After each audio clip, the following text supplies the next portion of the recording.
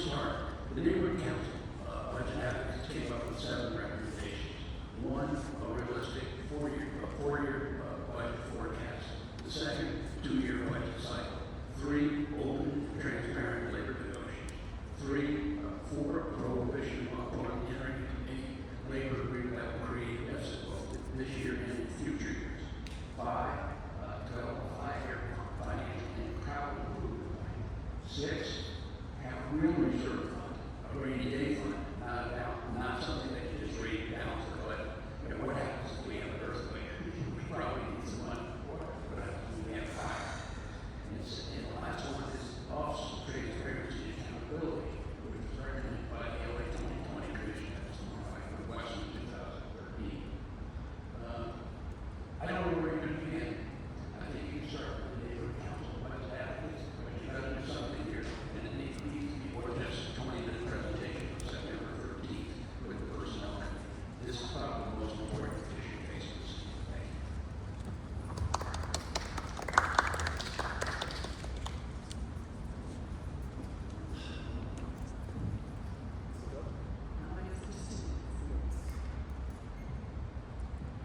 Good afternoon, Commissioners. My name is Allison Regina. I live in the Palms area of Los Angeles.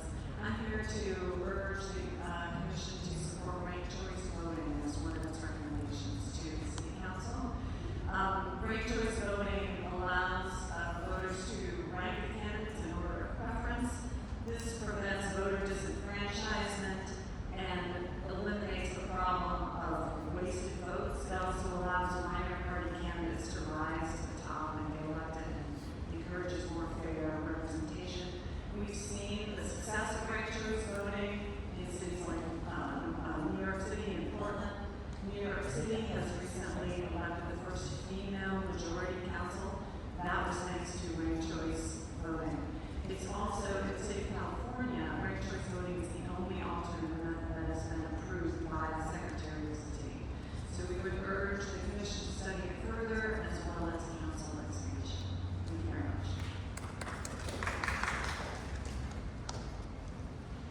After Lena, we have, I think it looks like Chris Harris, Jennifer Clark, and Aaron Peter Castillo.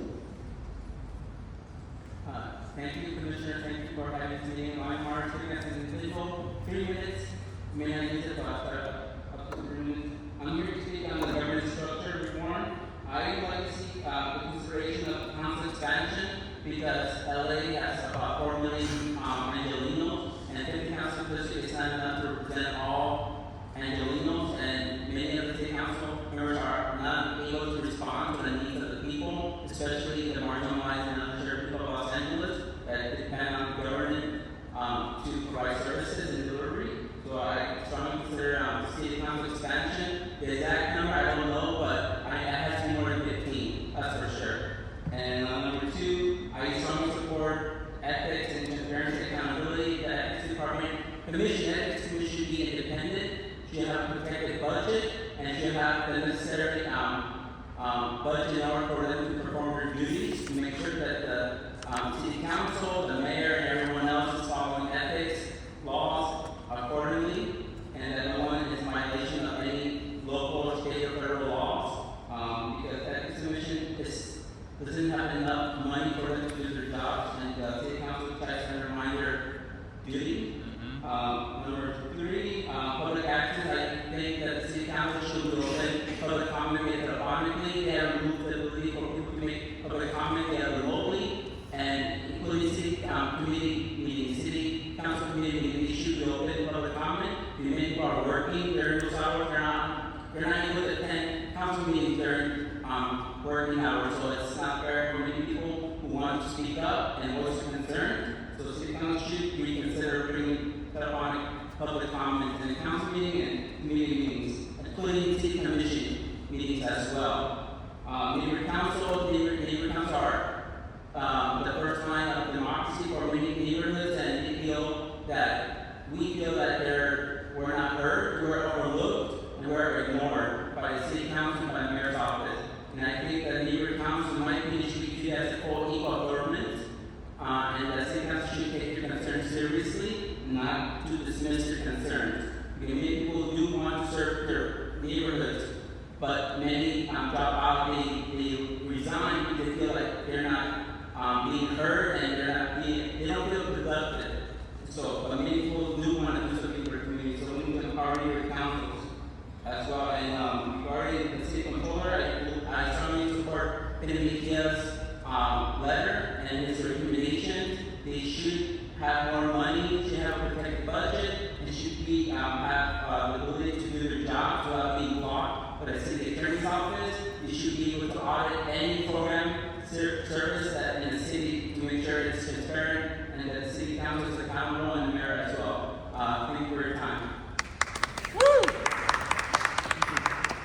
Chris, Jennifer, and Aaron.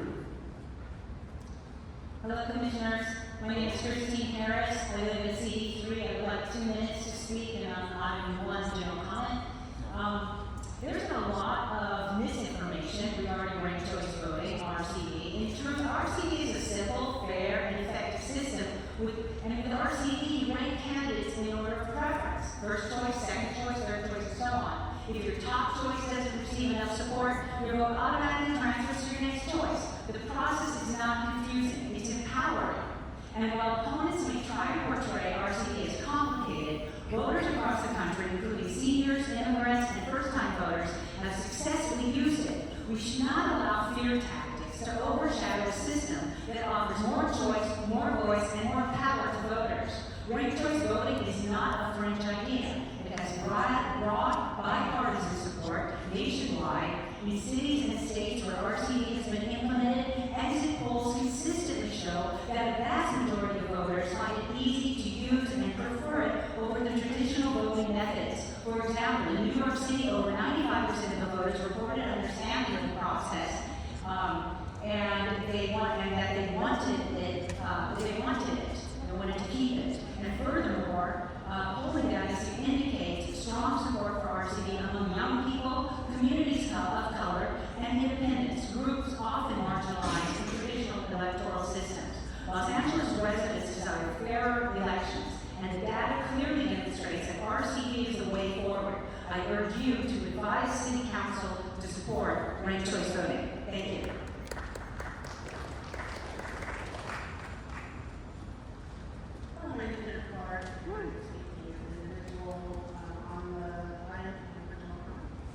Those are the mic. My name is Jennifer Clark. I am the VP of North Hollywood Northeast Neighborhood Council, speaking as an individual, and I live in North Hollywood, in Council District 2. When I went to a search of your topic today, organization, as I go organization, and I was like, what's that really mean? And the thing that popped the most was this list of organizational charts of the city of LA. It doesn't even list every council members as part of it, even though we are elected. So any conversation regarding organizational structure, we should consider where we are in that place. Let's revisit that from 25 years ago. What is that about now? And then any conversation regarding organizational structure has to go hand in hand with budget considerations. For example, expansion of city council members should only be considered alongside a reduction in their individual salaries. So the allocation of funds for the city council is the same no matter how many members are being added. Lastly, and I'm sure you'll hear about this often, is our access to elected officials at the official meetings. It has to be via teleconference. The city is too big for the people who are working 2 jobs. You have to be able to have access to other people when we have a city hall to speak and to be heard for our content. Thank you for your time. Ron, and after Ron was Stacy, something about DC, and Carolina.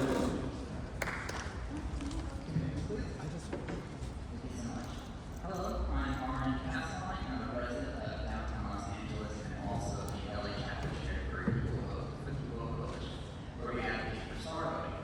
And today I hope to see you with star voting and ranked choice voting proceed as topics for the subcommittees. And I also hope to see council expansion committee discussed. Something I find really appealing about star voting is transparency. With star, you can go nearby adding all scores, which finds what's in the automatic runoff or finds in the most votes. Since all scores are included, that gives a clear picture of each candidate's overall support from the population. By contrast with ranked choice voting, the ranked choice voting still has to express a ballot in order to be too positive campaigning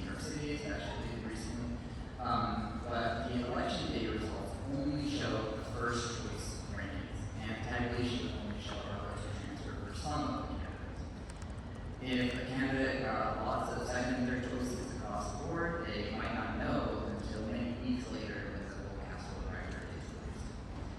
However, under star voting, the immediate results show the candidates full support across the population. This includes their 5-star scores as well as other scores, and this also shapes candidate incentives.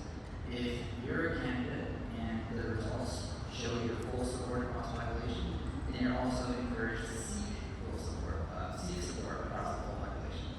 5-star votes are still very important, but bringing a core supporter from a 4 to a 5 is just as valuable as bringing somebody further away from you from a 0 to a 1. Once again, I'm excited to follow your discussion, and I want to reiterate that star voting is going to be your best option for the ballot regardless, whether you choose single member or proportional districts, and whether you live in a primary or not.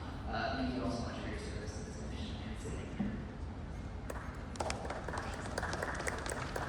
Yeah, Stacy, Valerie, Lucy, and Carol.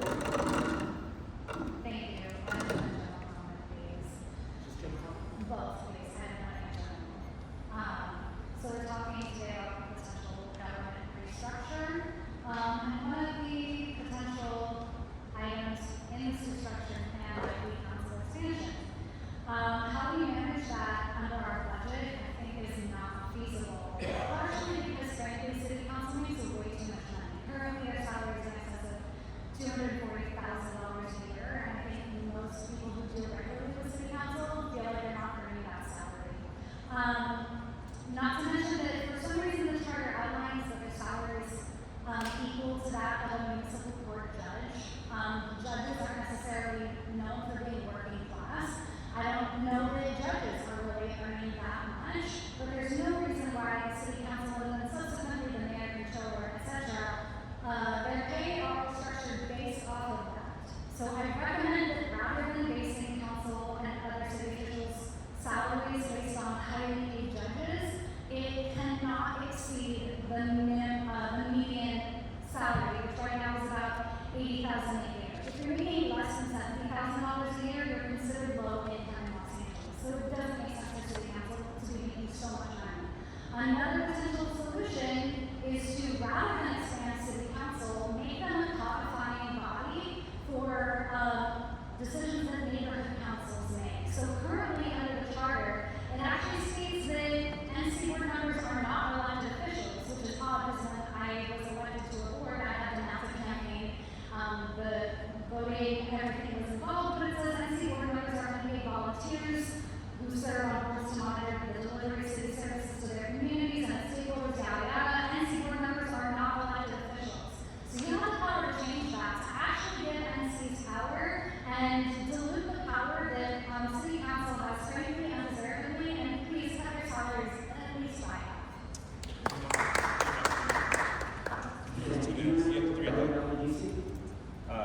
Yeah, LEDC. Can you explain to me how that works? Is it, Sure, you get general comment and you get a minute per item. minute, right? So, what's the math? Right, 3 minutes. I'll take 30 minutes. For the item, like you just heard, it would be really easy for you to make that change. It would be just striking the word not from the part of the charter right before elected officials for NCs, and then now NCs are elected officials, and it wouldn't change. I don't think anything about them other than it would make them feel like they actually are elected officials, even though they still feel like that, even though they're not, according to the charter. Ranked choice voting is the cure-all that it's pitched as. I keep hearing successor by New York, but that's how they got Mayor Eric Adams, who was like the former chief of police. And it's crazy to me that you have a lot of people that are like progressive, whatever, and they're championing a voting system that got people that now everyone wants out of office. So that's not really the answer. Expanding the city council, unless you're talking about cutting the budgets of those councils simultaneously, or the pay of those council members simultaneously, expanding them, you're just expanding corruption. Because so you're going to have council members that are responsible for smaller populations making the same amount of money as people were before. That's a little ridiculous. As far as structure of the city, obviously I don't think any improvement. But the real thing I want to press home here is that it seems like there's a pattern where every time the city and the constituents are getting organized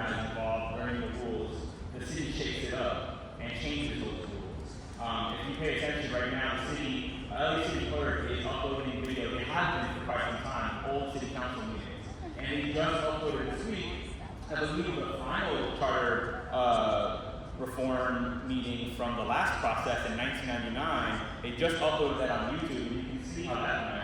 And you'll hear a lot of the same language, issues, and things from back then. And you'll also hear the same names. You'll hear Yaroslavsky. Oh, where'd that come from? Oh, that's right, because one of the counselors right now married into that family. You'll hear, during this process, I heard a few meetings ago, them championing the fact that Karen Bass back then was somehow involved with the formation of that in the background. It's a little interesting how you have all these same people and names somehow involved in the process. That's a fucking problem. The problem is that we have people who have these little dynasties that can just keep doing their little work behind the scenes, and so they control our options. It doesn't matter if we have 6, 7, 10, 20 candidates that are offered to us. It's only going to be the people that are members of these dynasties. It's only going to be people that are members of these offices. We have council members coming out of like this assembly office dynasty that the Floridian and the Zarian came from, and that they all kind of know each other, and it's kind of ridiculous. We need to get phone comment in city council meetings. They do that at police work, and it's crazy how they don't want to give us that. It should be pretty simple, and y'all can do that right here. Thank you. Thank you so much. Carolina, then after Carolina, we have Austin, Sam, and Marcella. Good afternoon. Carolina Goodman, legal members of Greater Los Angeles and member of Fairway Valley. I'd like to begin by thanking staff and activists of government structures. I'd also like to thank the Commission for giving us the opportunity to present all of the reasons why we need to increase the number of council districts. We look forward to hearing what you think. You may be able to ask clarifying questions about expansion. Now it's time for debate and discussion on the matter. Commissioners need to hear from each other about what they believe major concerns to be and their vision for how power should be distributed at City Hall. As for the number and structure, we need to hear from the people of Los Angeles before those decisions can be made. We ask the Commission to make preparations to ensure that appropriate experts can present on any potential changes to the council structure and size. For example, voting rights, attorneys, and demographers. Changes must be legally sound, preserve the community's interest, and represent the diversity of the city of Los Angeles. Remote comment is very important. We need more community members to participate. In 2021, the City Redistricting Commission received remote testimony from nearly 1,500 individuals.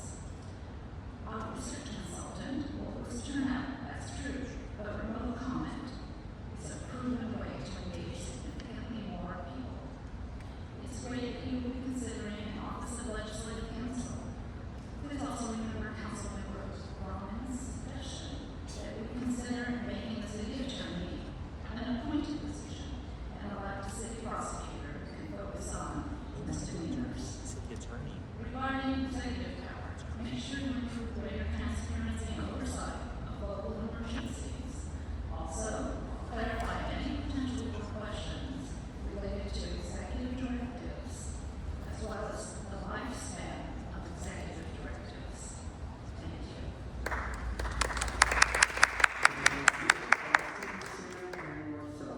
I would just like to note for the minutes that Commissioner Thompson is with us.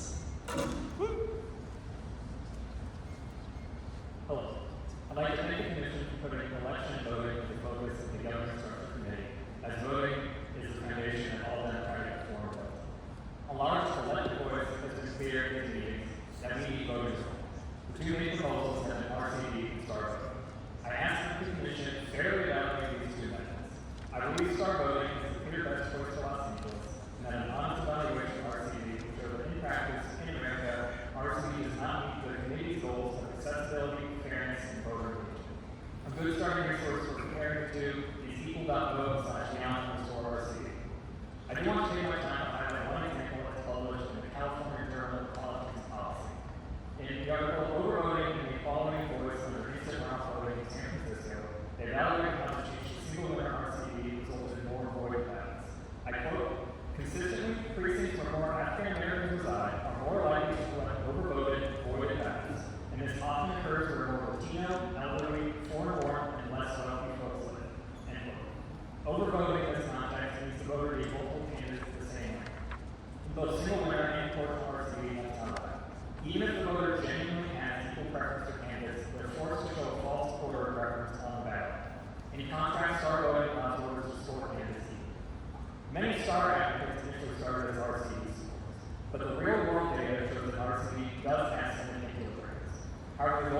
here for our city are possible. STAR was able to build on that real world data to make a voting method that genuinely lives up to those ideas by enhancing RCD strength and solving key RCD issues such as overvoting, vote splitting, and ballot exhaustion. The true goal here isn't RCD strength. The goal is fair elections that represent the voice of the voters. If you look fairly, you see that STAR voting is the best goal we have to achieve. Thank you. Thank you, Sam. Hello, I'll make 3 minutes. My name is Dr. Sam Davidson, and I'm a volunteer with People Vote. I recently completed my PhD in bioengineering at Caltech. I live in Pasadena, but I'm planning to move to LA. I wrote the A line here today to endorse STAR voting as the best system to elect LA's leaders. The traditional choose one voting system is susceptible to the spoiler effect, which gives an unfair advantage to polarizing candidates. Ranked choice fails to resolve this issue, whereas STAR voting eliminates the spoiler effect. Furthermore, statistical modeling shows that STAR produces the most accurate elections. Simulations run by a statistician from Harvard show that under our current system, the candidate who best represents as many voters as possible will be elected roughly 70 to 85% of the time, depending on whether voters tend to vote honestly or strategically. By contrast, whether voters are honest or strategic, ranked choice is much better, electing the ideal winner roughly 93% of the time, while STAR voting is even better, electing the ideal winner 98% of the time. These figures were published in a peer-reviewed journal article, which can be found at equal.vote/accuracy, alongside simulations developed independently by a UC Berkeley computer science PhD and a Cornell University professor, all of which support superior accuracy and resistance to tactical voting of STAR voting. We can be confident in the predictive power of these simulations, given that Angelinos already know how to express their opinions by 5-star rating systems. Griffith Park, for example, is rating 4.7 stars on Google Maps, expressed by over 68,000 voters. It doesn't take a PhD to vote this way. Additionally, studies I cited show that STAR voting strongly incentivizes voters to give their favorite candidate their full support, eliminating perverse incentives to vote for a lesser evil, while strongly incentivizing voters to support other candidates down the ballot. In other words, STAR empowers voters to vote their conscience, expressing their honest preference order regardless of candidates' perceived electability. This property is critical for combating the influence of money in politics, which is in turn key to helping new candidates break glass ceilings. LA now has a chance to become the world leader in electoral accuracy by adopting STAR voting before any other city. That action is my recommendation. Thank you. Thank you so much. Let's see, after Sam, Marcella, and Ross.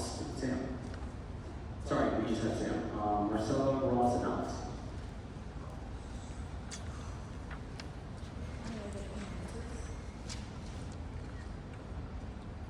Good afternoon, Commissioners. My name is Marcela Miranda, ED of CalRCD. It's great to be here with you again. Thank you again for your continued support and leadership in our city. As you review potential changes for your city structure, I urge you to prioritize ranked choice voting, especially proportional ranked choice voting, alongside council expansion. Ranked choice voting is not experimental, unlike other voting methods that are not backed by data or actual use and implementation. It is currently reaching nearly 14 million voters in 52 cities, counties, and states across the U.S. since 2004. And there have been over 800 RCD elections with tens of millions of ranked ballots cast. RCD has been tested at every level of government, from city councils and mayors to statewide primaries and congressional elections. Additionally, it's used internationally in Australia, Northern Ireland, and Scotland. As mentioned before, RCD is the only alternative voting method approved in California, and we already have strong basic knowledge here about how to implement it successfully and across the country. Beyond government, it's also used by colleges, universities, corporations, and the Academy Awards to elect civic governments and boards, proving it's flexible, practical, and trusted in diverse settings. A deeper city here in LA would allow the Commission to look closely at how RCD has been implemented in other places across the country, like New York City, who just elected Mamdani in her primary win, San Francisco, Alaska, and and learn to uplift from these examples. The cities have shown that RC can broaden representation, give voters more meaningful choices, and strengthen confidence in elections. I encourage you to make council expansion with RCE PRC a priority for diversity in the process. These reforms together can create a stronger, more accountable, and more representative democracy in LA. Thank you for your time and your service to our city again.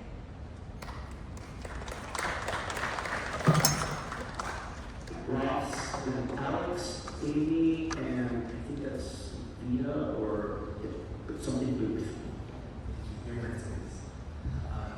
Commissioners, good afternoon. Ross Shopper, volunteer with LA, and I know you've heard a lot of us already about accessibility, but that's because you want more people to access this big conversation of ideally almost 4 million people. But it's really hard to join a conversation that's already in progress, and we make it easier by making the Commission website help people get up to speed and get involved. And I'm sorry, Zach, that sounds big undertaking, but it's not. All you have to do is go look at the website and ask yourself, what do ordinary commissioners need to know to be able to join our conversation? How do we put their informational needs first?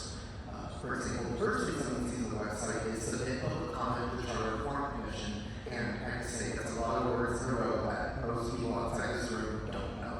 What is public comment, Charter Reform Commission, or even a charter? And what are the exact issues the commission is discussing? Well, I told you we go into the commission meetings materials and then revise them. Assumptions happen, or it's what we've done, but that's not accessible for people with very little time. We made a calendar of the reform process at tinyurl.com/FRLA26. That's tinyurl.com/FRLA26. But we need a commission website to have a central place where everyone can track issues that come up, so we can all be on the same page, follow along, and focus on moving the conversation forward together. Speaking of conversation, there hasn't necessarily been that much between commissioners on the issue so far. And I heard from people who listened to the last meeting how clear it is that people really care about this work and have unique perspectives on the work going ahead. We would want to know what you all think too. Before we move to days, what does everyone think about what they've seen so far? Put it out on the table so we can move the actual conversation forward too. Thank you all so much. Alex, and Amy. Is Alex second or first? Alex Friedman. Yes. Hello. Hello, Commissioners. Good afternoon. My name is Alex Freeman, and I live in the Greater LA area. I'm here to speak on behalf of the National Commission, as a reason. I will give today's straightforward system for their representation. It encourages candidates to cross endorse each other as opposed to attack each other. Checking in otherwise encourages the variety of candidates. I know that one of the most common arguments against the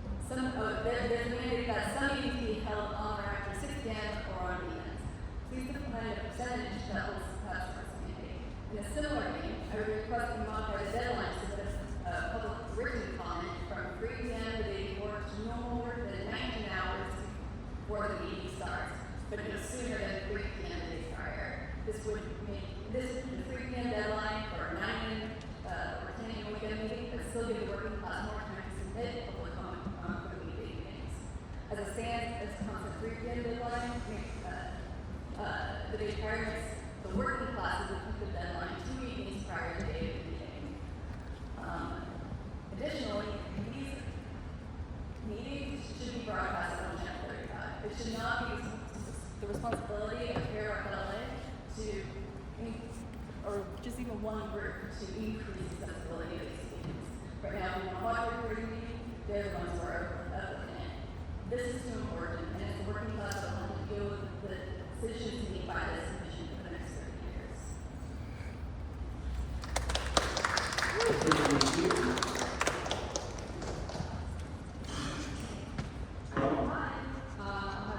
Let's do 3 minutes. Hi, commissioners. My name is Dana. I've been a ranked choice voting supporter since I was like a kid, but I've recently gone on page seeing Zoran Landani win New York mayoral primaries.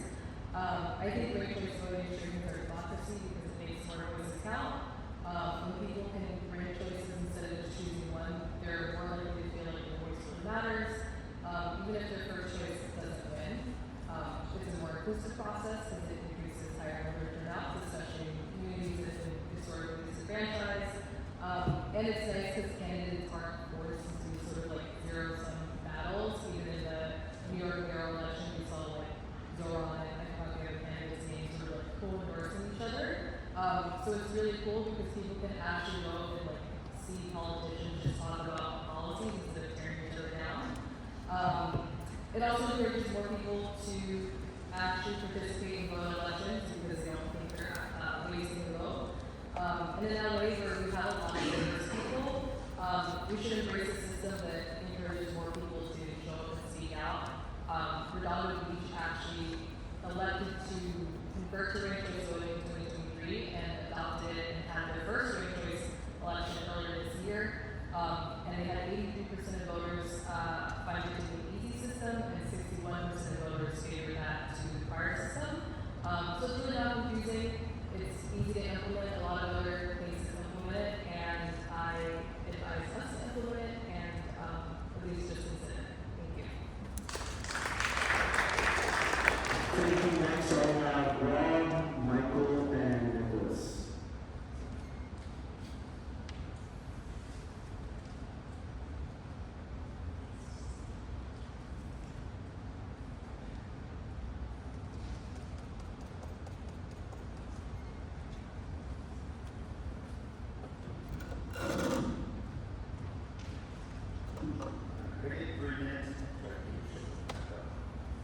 Rob Kwan with Under LA, and I want to thank the commission for hearing from Fair LA and the staff for compiling this report. As one of the public advocates, biggest advocates, I'm happy to see that there in attachment B, but I do also want to note and be very clear that that position is only worth exploring if it's actually an elected position. Otherwise, they don't actually have the power and independence to be able to watch out. Following up on my comments on Monday, I appreciate you giving full consideration to our reps, those from other organizations, but I do think we need to treat the requests of our council members with at least the same level of respect. Remember that they're going to have the staff and commission leadership in front of this council, and they're going to be like, what are you doing with the things we ask you to do with that? So they will be the deciders, and then you make it clear how the committees are going to hear those proposals that the council has submitted. You might have seen, maybe you didn't. Councilman Rodriguez introduced 2 motions this week, asking the CLA and other departments, not you, to look at charter reform they sent you last year. So I don't know what's going on there, but she might not necessarily have a whole lot of faith in this commission taking up her suggestions. Councilmember Rahman was here a couple weeks ago, and others, in addition to her, that recommended looking at an appointed city attorney, possibly a city prosecutor. That deserves to be clearly in attachment B. If we're going to look at that, we should be transparent. We also need to look at local emergencies, executive directives that come up way too much recently to ignore. I have enormous concerns about our approach here. We don't have a detailed list. We are really dealing with vibes. You are advancing vibes. I'm very, very concerned about that. If there's any way to make that work, we need to have have more substantive dialogue with our commissioners here.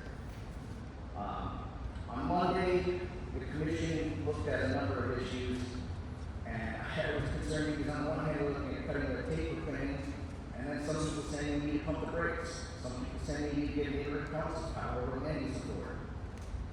Those are things we need to figure out before we move forward. Lastly, I hope you know I love you all dearly, but I gotta give you some tough love. On Monday, we had a lot of distractions, a lot of soapboxing, a discussion of way too many problems that do not have charter solutions. We previously had pushed to adopt a weekly meeting schedule that was a lot more aggressive. We said you might add order. On Monday, there was discussion of thinning that schedule, waiting 6 weeks for the committees to begin, and then even then, that might be too much work, more than you signed up for. And that's not really true.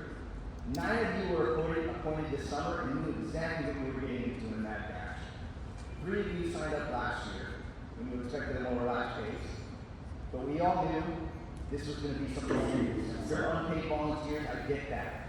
But you need to step up and ask yourself, are we in this? Are we going to get stepped on? And if not, there's no shame in resigning.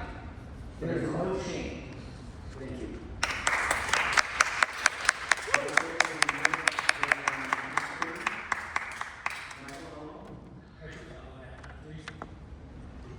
Hi again, my client's name is So I am here to encourage that your motion to look into relative enlargement also includes ratios voting for single seat and proportional ratios voting for multi-seat races.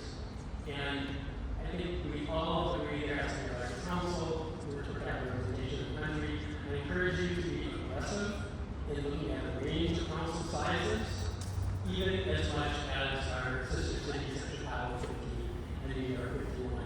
Study a whole range, compare and contrast, and then the number that you come up with, be visionary. You have this historic, transformational, educational goal.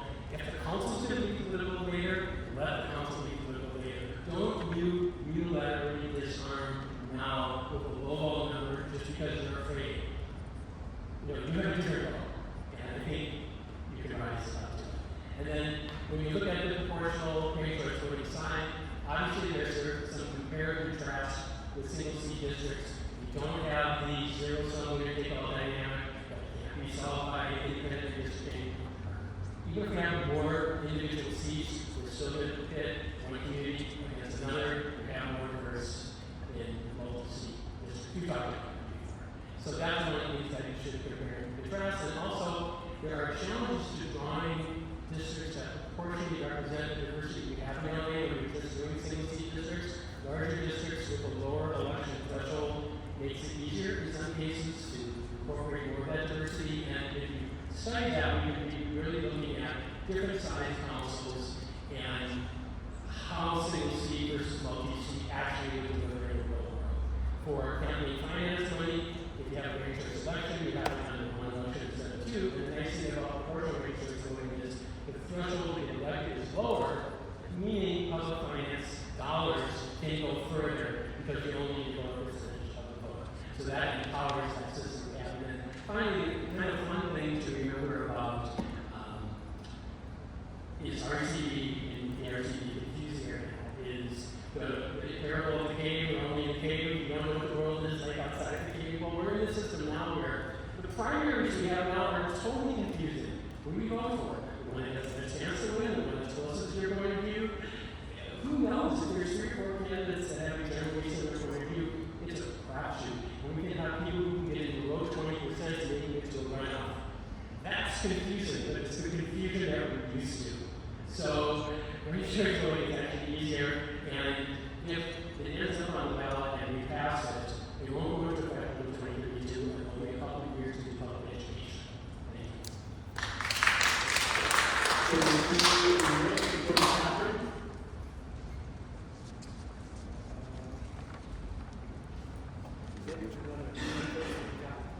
Thank you. Yes, me first, thank you. Hello. Thank you, I want to thank you being here. It's good to see you all again. I'll get here more like our sister cities, Chicago and New York, and I think that number should be 41. It's not come to this number naturally. I think that it should actually be an automatic resizing every census. The lowest odd number where no council member has more than 100,000 constituents. Doing so right now, if we have 41 districts, if we make automatic resizing to every 125,000 constituents, that would make it 33 districts. This should be single member districts, so no ambiguity exists among who has what responsibility. A district this size also makes it possible for a middle class person to completely self-finance their campaign. I want people sitting in this audience right here to have a realistic shot at serving on the city council one day should they so choose so. This will also greatly expand the diversity of our body as well. We're not talking one council member for Koreatown, one council member for North Korea. We're talking about plurality of council members, a myriad of different backgrounds and ethnicities on our council as well. It should not just be one, it should be multiple that we have an active tapestry. I currently have no council member de facto because they are unavailable. Like my friends in Chicago have had their own and come shovel their driveway in the winter. That's how available they are. But in LA, my representative is not able, like you never fully know me. It's just like serving as a vice chair of the Echo Park Neighborhood Council and being on speed dial with the chair of the Utah Neighborhood Council. When taking out Los Angeles and Long Beach, the average city size in Los Angeles County is 39,000 people. The average LA council member's district deputy has more than double the amount of constituents of the average mayor in Los Angeles County. And more than this, I believe that we should, I believe that making a larger body, this reduces the likelihood of a small group of people who have had their morals compromised and hold the entire city hostage. I also think that when choices start voting should be non-negotiable. Discretionary review should be curtailed and absorbed into a mayor's organization of planning and land use. Overrides can happen by a council member and the other council veto on a development project, but not voting in the council member. This is an anti-corruption measure, which reduces the vehicle for corruption, so council members can backtrack and deny that project for their own benefit. And it makes building housing units in the city of Los Angeles much simpler and faster to come online. Finally, well, council should be a pure legislative body, but not an executive. The mayor should be powered up to be the executive, making council less local. And finally, a charter reform committee much like this one should be required to convene every 20 years. Our world is changing much faster than it was at the time of our city formation, faster than in 1999. Since council can edit the recommendations presented here, we just take big swings. That way, wherever we end up, we be a significantly better place rather than a baby step. If we come back with minor adjustments to recommendations to council, it signals to council that we are only facing minor problems. But we should send an unequivocal message that we take this seriously and that our problems are major. And as a result, the recommendation this body gives them should be expressly major reforms. Thank you.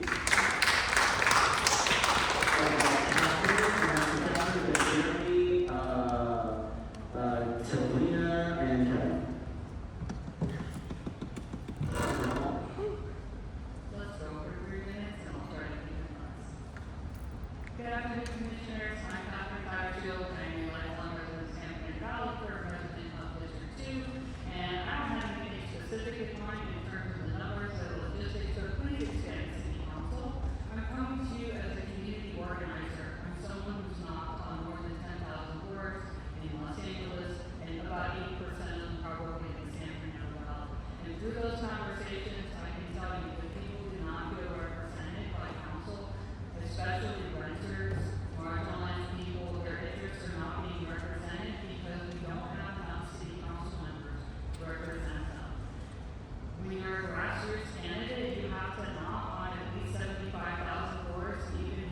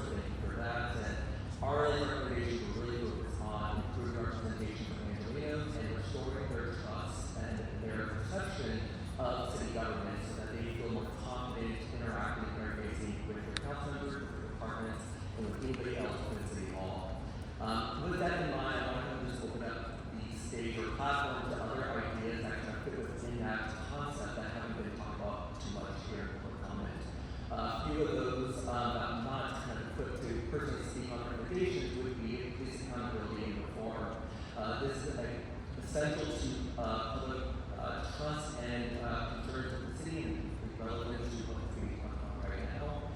And I think also it would be important to talk about money in politics and what can be done to campaign finance reform or democracy outreach to really address what we talk about in terms of the difficulty for running for office.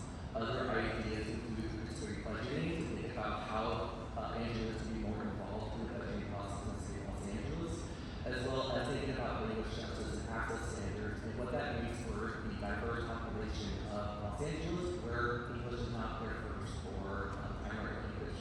So I just want to encourage the Commission to consider these other ideas as it relates to government structure and thinking of the charter reforms that can go in to address this and help mitigate some of the challenges that commissioners have.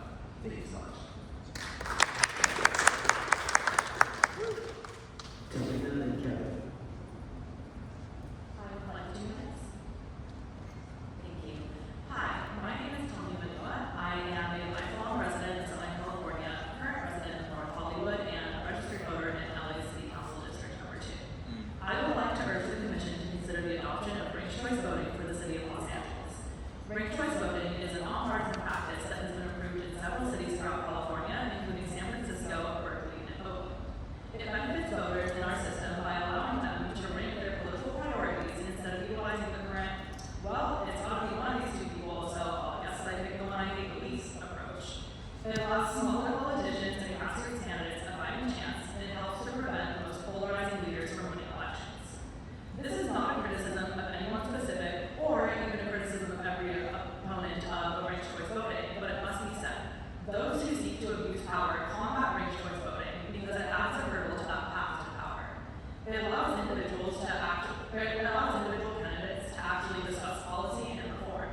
Ranked choice voting affords community-focused and policy-driven politicians a chance at electability, allowing voters to vote for what they actually believe in, their ideals, and their morals, instead of voting for a party-endorsed candidate because other options just feel like throwing away their vote. Please consider ranked choice voting. Thank you.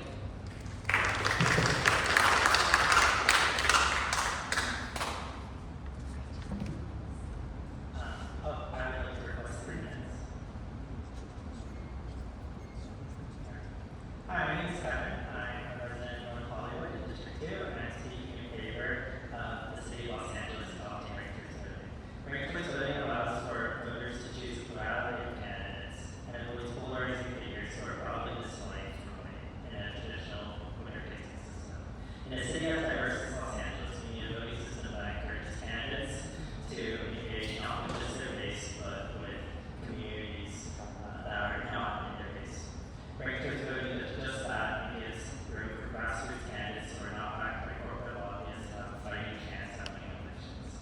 Ranked choice voting significantly minimizes the spoiler effect, which happens when a losing candidate affects the results of the election simply by participating. As our nation faces consistent challenges to our democracy, Los Angeles has an opportunity to counter that with a voting system that is inclusive to everyone. We need a voting system that is well-tested and proven to be effective. Cities such as Chicago, Beach, San Francisco, and New York have shown that ranked choice voting is effective and liked by voters. I would like to thank the Commission for being patient and taking this time to hear from the public today. These public comment periods are crucial for our democracy and allow us to be heard. Thank you all for your time.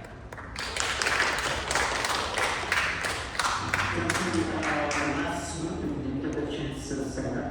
Go once, go twice. Oh, please come up. And last call, our last speaker. Perfect, come on. 2 minutes.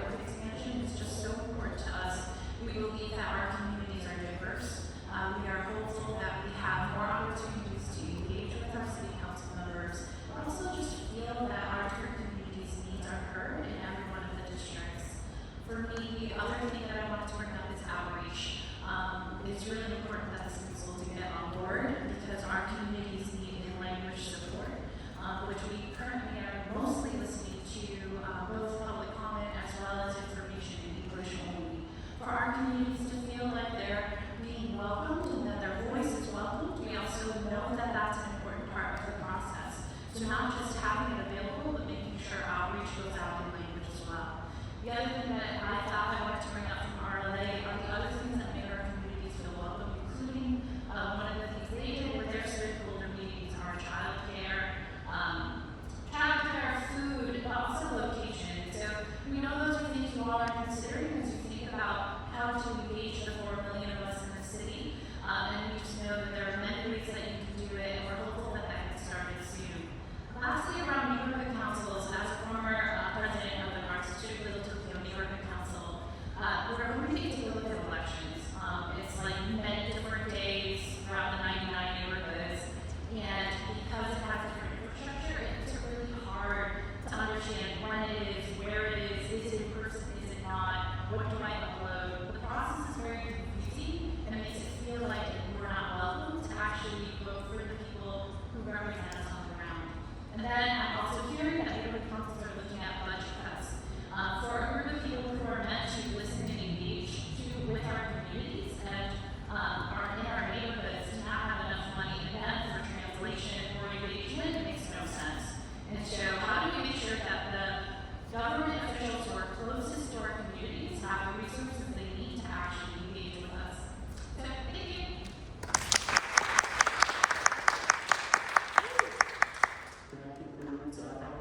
Mr. Chair. I want to thank everyone who came this Friday afternoon to provide public comment and all those who submitted written public comment for today's commission meeting as well. We now move on to approval of the minutes from our last meeting. Do I have a motion? Okay, I'll move the motion. Is there a second? Commissioner Abbott, I'll second.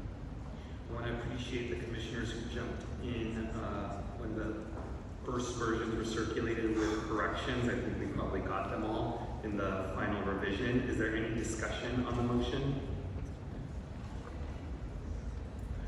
All right, hearing none, the motion before us is approval of the minutes from our last meeting without any objection.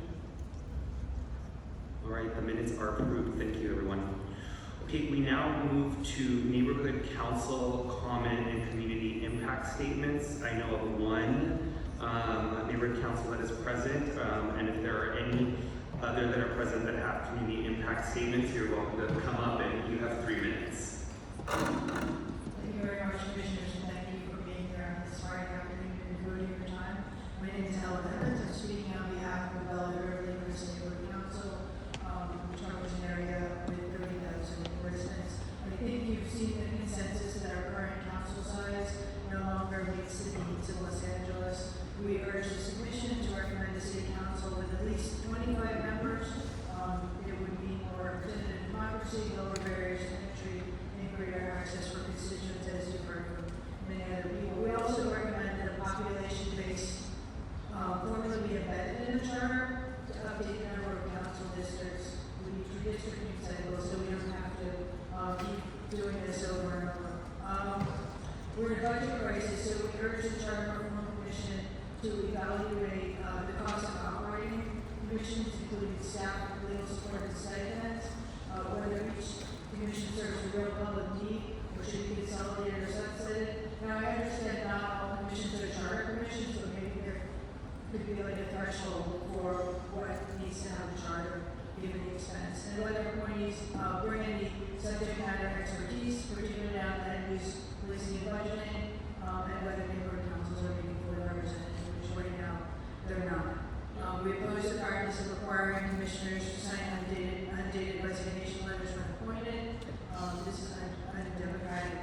Commissions should be independent, expert, transparent, and accountable to the people, not just politically useful.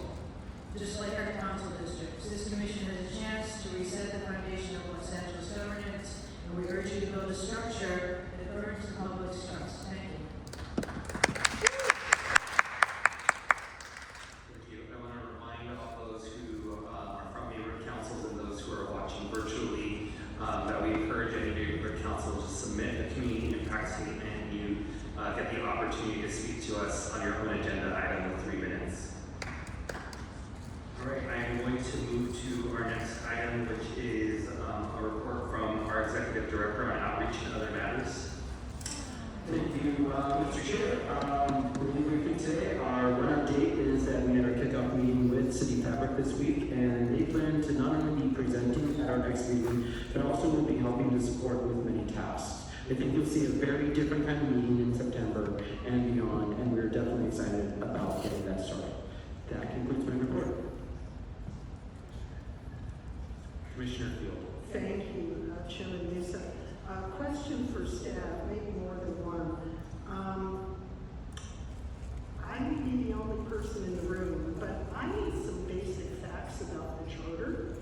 I don't know how long it is. I don't know how many sections it has. I've never seen a table of contents. I don't even know if it's all online or is it some big book somewhere that we have to go get. Could we get sort of some basic background on the charter? Sure. Well, first, I'm happy to get it printed out for you now that we have a working printer in the office. How long is it? I'm worried about it. Well, it's not short. And depending on font size, because I definitely had to increase the font size just to make it easy to read. But we can talk about that afterwards again. I think at least to take more contents, because we get advice about charter section this and charter section that. I never seen an overview of the thing. Yeah, we'll get you a copy. Thank you. All right, thank you, Executive Director. All right, we are going to move to item number 1 on the agenda, which is discussion relative to potential government structure related charter amendments and possible action regarding related report back requests and related matters. Before I hand it over to the staff, I want to talk about how I intend to facilitate a deeper conversation of this issue.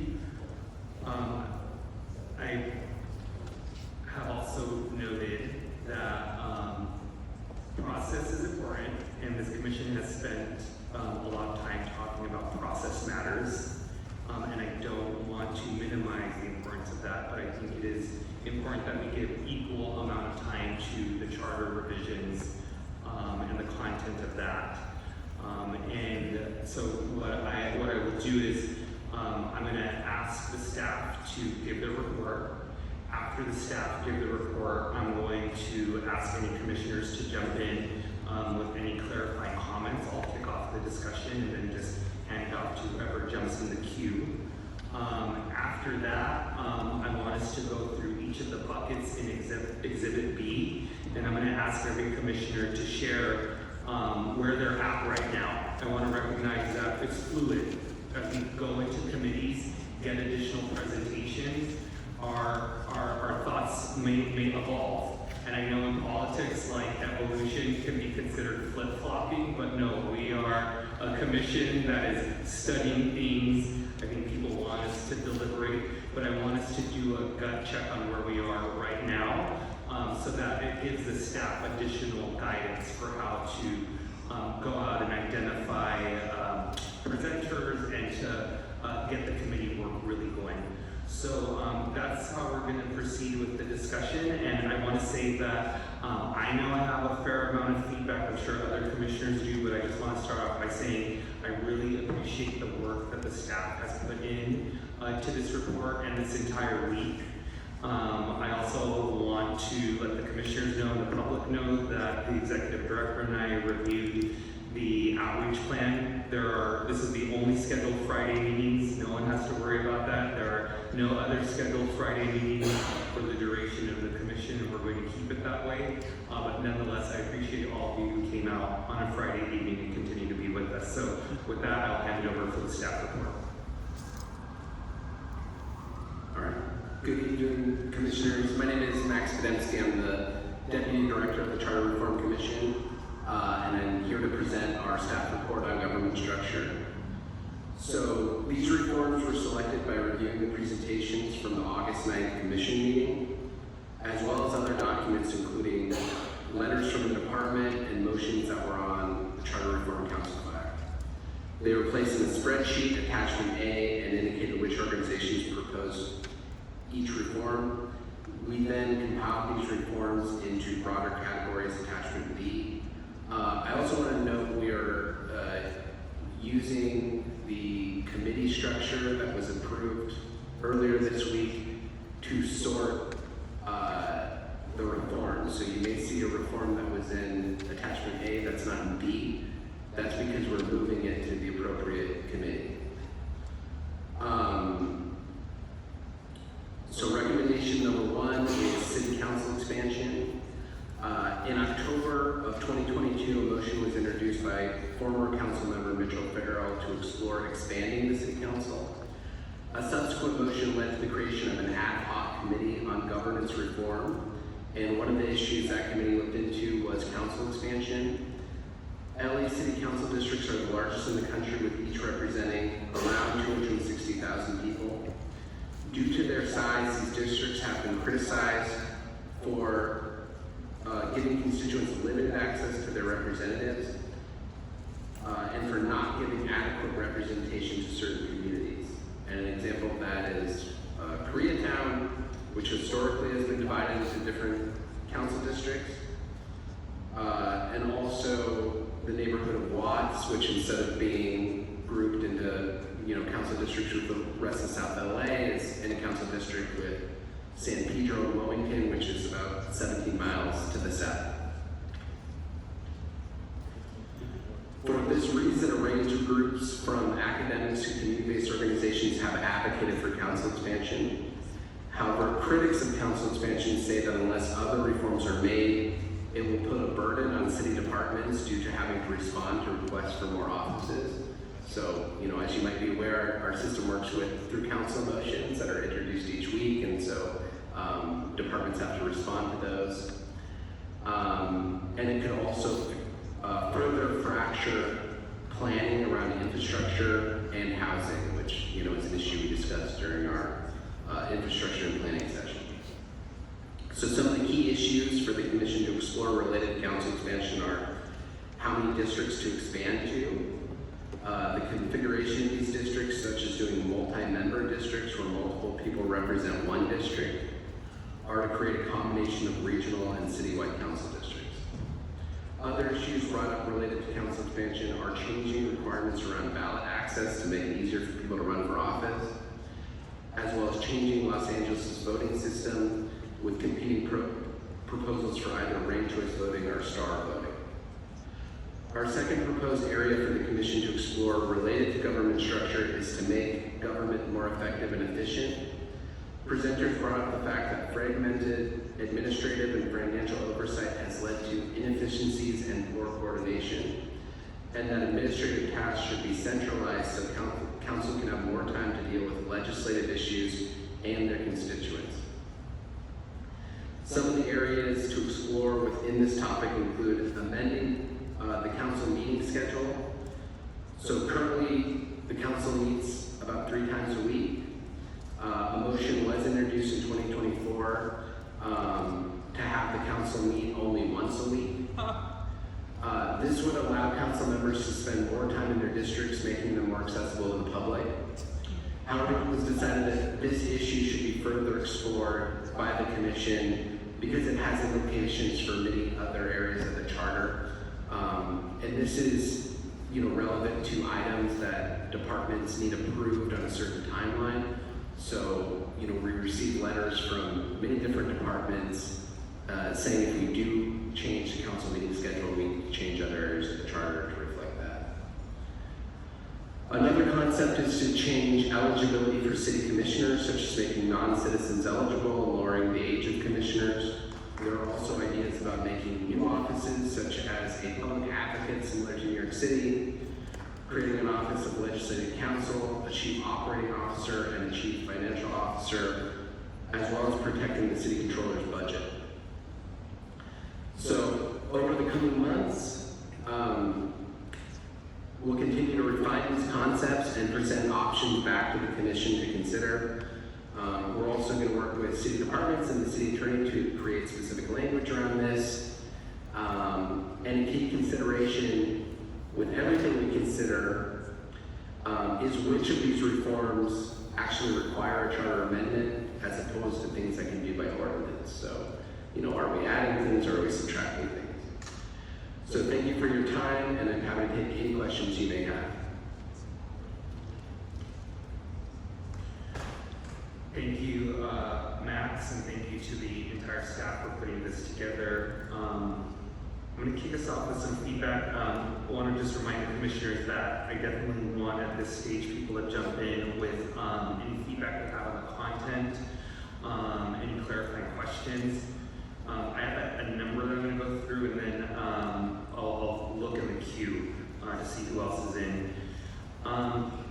You had mentioned in the verbal, in the written part, like before we get to the attachments, the configuration. I think that's the word that you used on city council districts, areas to explore, such as multi-member districts. Other ideas that have been thrown out are like nested or regional districts. If that can just be reflected also in the attachment section, because I didn't see that in under larger city council in attachments A or B, but so if it could just be reflected in there as well.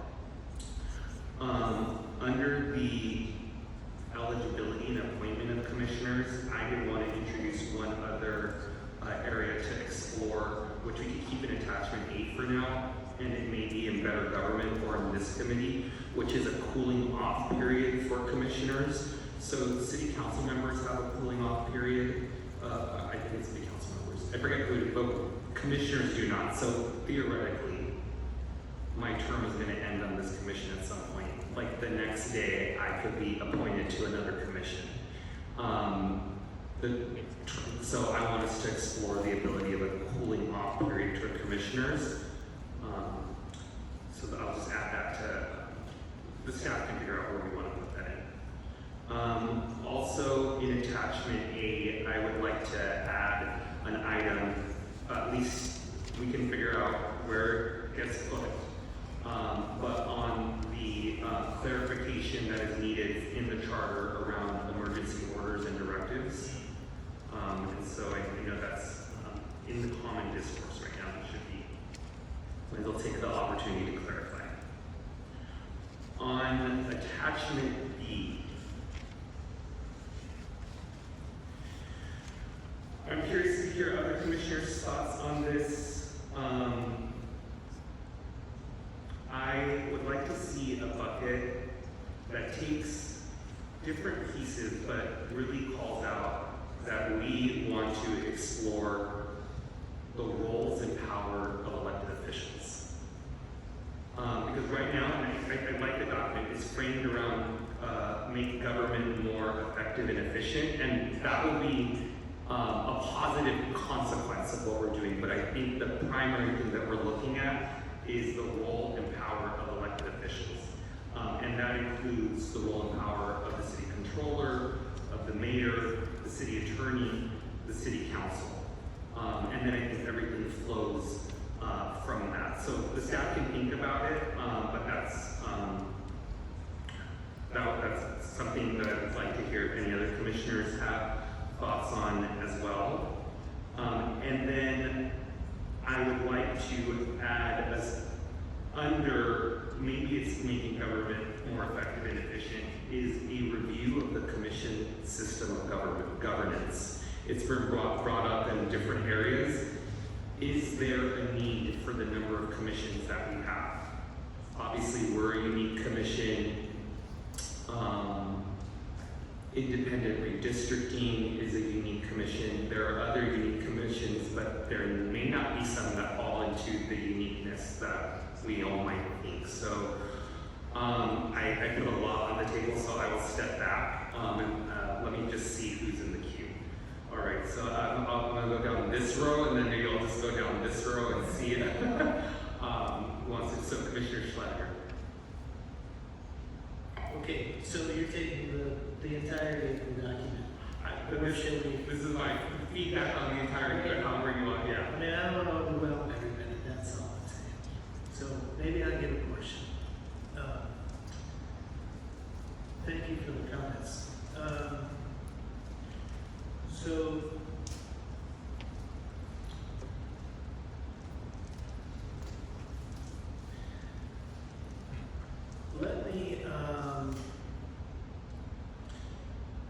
start with just underscoring your point about the role of elected officials and the greater understanding of the role and need for the different commissions. I think that is an excellent approach. And a couple of the aspects of that we did talk about and that were reflected somewhat in the report is the role of the controller, the role of the city attorney, and how that relates to the ideas of effectiveness of managing the city. So should there be a COO? How does that relate to the CAO as currently? Should there be a CFO? How does that relate to the controller versus other non-elected officials? And I think I just wanted to call out, as it relates to that controller discussion, that the item A, in attachment A, item number 9, about protecting the controller's budget, I think this is not a question limited to the controller. It is a budget challenge overall. It's true that it would be helpful to ensure that an auditing function of the controller is not politicized. It's also true that the routine functioning of a controller should not be politicized, cutting paychecks or paying vendors. That's nothing that we should want to be politicized. So the question of the controller role, I think, comes to me as what are our objectives of depoliticizing its functions?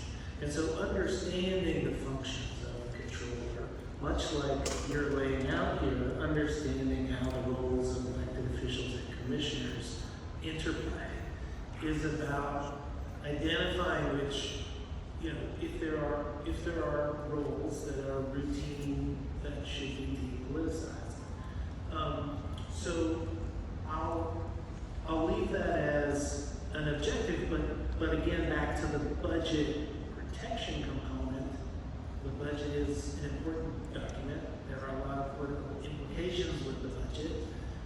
Whether an individual budget should or shouldn't, affect an individual office,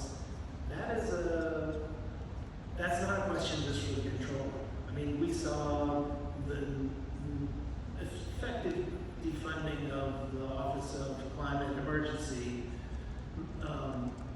in the city. We are in a climate emergency.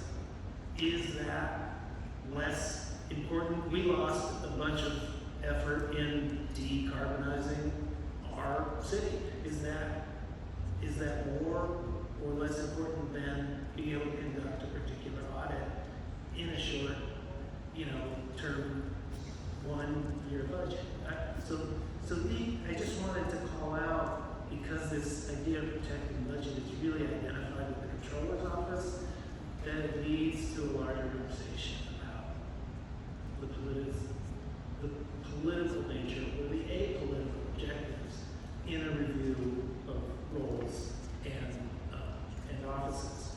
So with that broader sort of analysis that I'd like to see brought to controller and city attorney in particular.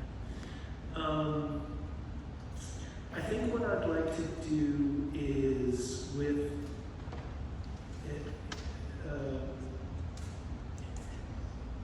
that is just call out a couple items, that being one potential principle by which we could grapple with the decisions in front of us.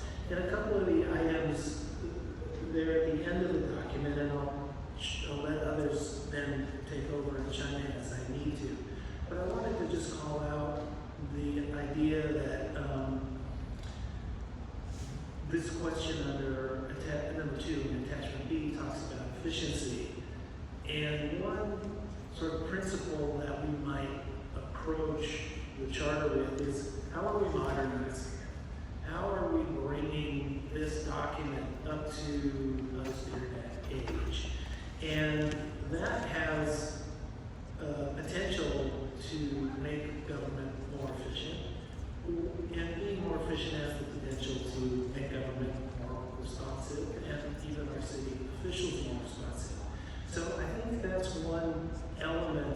that we as a body, when we're looking at the potential changes, may want to be looking for. It may not be necessary to effectuate a policy adopted by the full council that it is published in next week's newspaper. So it may not be a way of making our government bodies more accessible to ensure that documents are simply posted, physically at the site. That's a Brown Act modernization we need to see, but those kinds of reflections in the document as a whole is one potential sort of principle. And we are all seeking effectiveness and efficiency and responsiveness, and struggling with how to sort of measure those things is going to be another principle, or a challenge to identify that principle across those different changes. And one other component I'll cite, which really is highlighted in number 12 on attachment A, about the charter, about the council meeting schedule, is that I think we're not, the charter is not the best document for details. If we're looking at a government that we want to be responsive to public demand or public need or public crises, we don't want to create a situation where the elected offices have to turn to the demanding public and say, well, we have to go to the voter first to change the charter. So council meetings is a great example in my mind. I think what we're looking for is representation, responsiveness, ethics. We don't really care if they meet on Tuesday. That shouldn't be the level of detail in the charter. So with those indications of how we might also, specific feedback on those elements, but also how we might start to develop kind of our own concepts of what are the important principles with which we will weigh the decisions in front of us. I'll yield to my fellow commissioners and appreciate the chance to speak to that. Thank you. Commissioner Abbas. I'd like to uplift the point that was made in public comment. I think going forward, when council refers an issue to us, including the issues that have already been referred, it's really important that we take up those issues. I think that we're duty bound to do that. It's important to note that, these city council members are elected and they represent some 250,000 people. So we may have to make sure that their motions are reflected in action going forward. And I want to make sure that it's very clear in the documents that we received who referred it and where it came from, because it's not in what we're getting. It's more vague than it is explicit. So, Max, if I could to that one. Yeah, sorry, just, or Max, I would say if I could address that one real quick, and then maybe fill in the gap. Commissioner, excellent point. Two things. I've asked the staff to work on 2 charts for us that we can hopefully make public at our next meeting.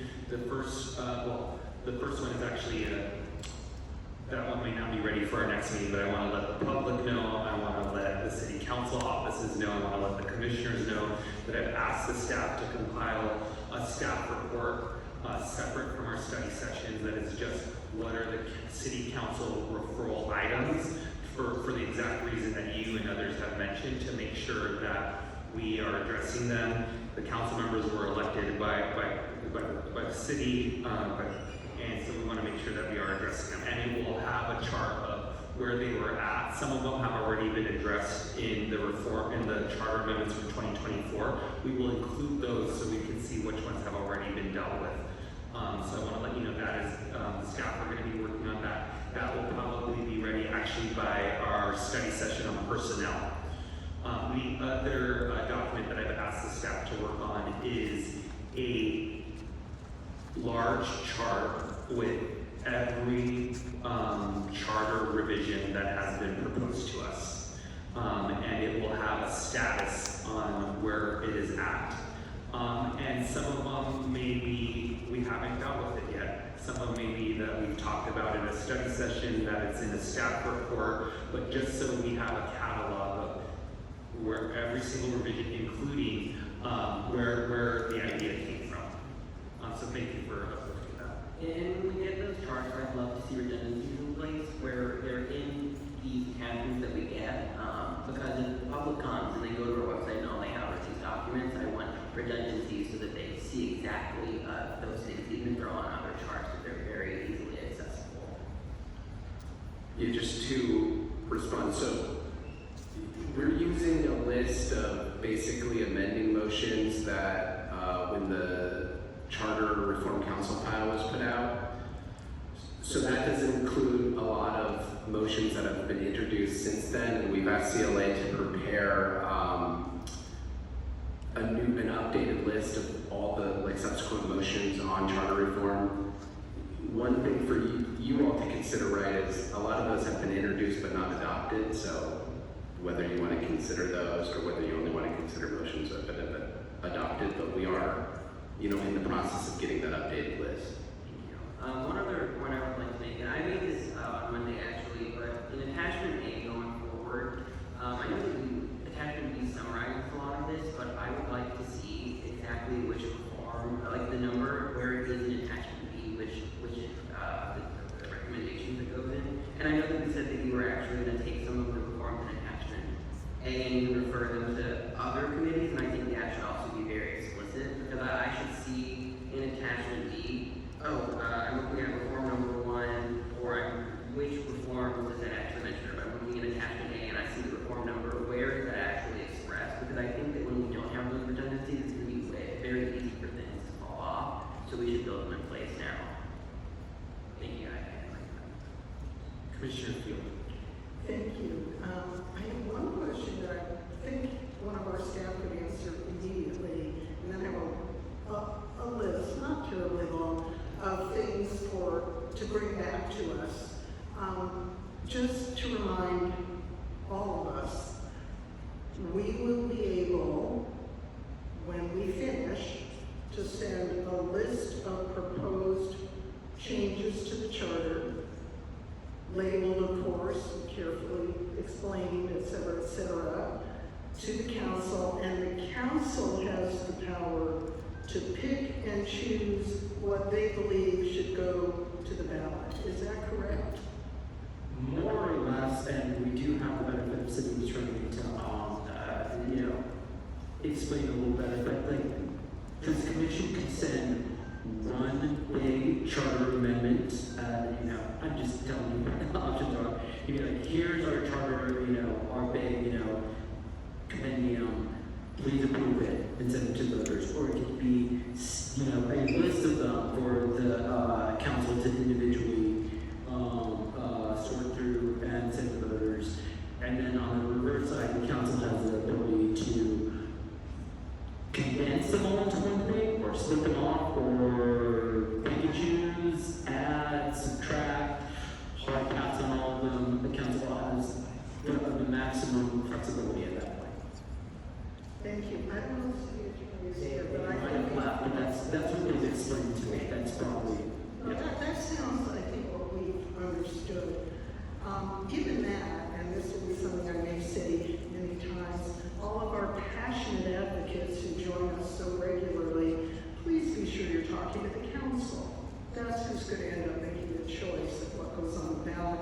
And I do want to mention now, advocate, just my personal view, we should never send one big blob to the council. We should send discrete chunks, just like last fall, November 2024, we had 6 different charter reforms on the ballot, and they all passed. But I do think we should be breaking it up so that, I don't know what a batting average is, but I think you all get my point. We'd like to get to the point where the council takes at least X% of many things we may send. In terms of other data, and again, I'm going nitty-gritty today because I understand that's what we're supposed to start doing, and I'm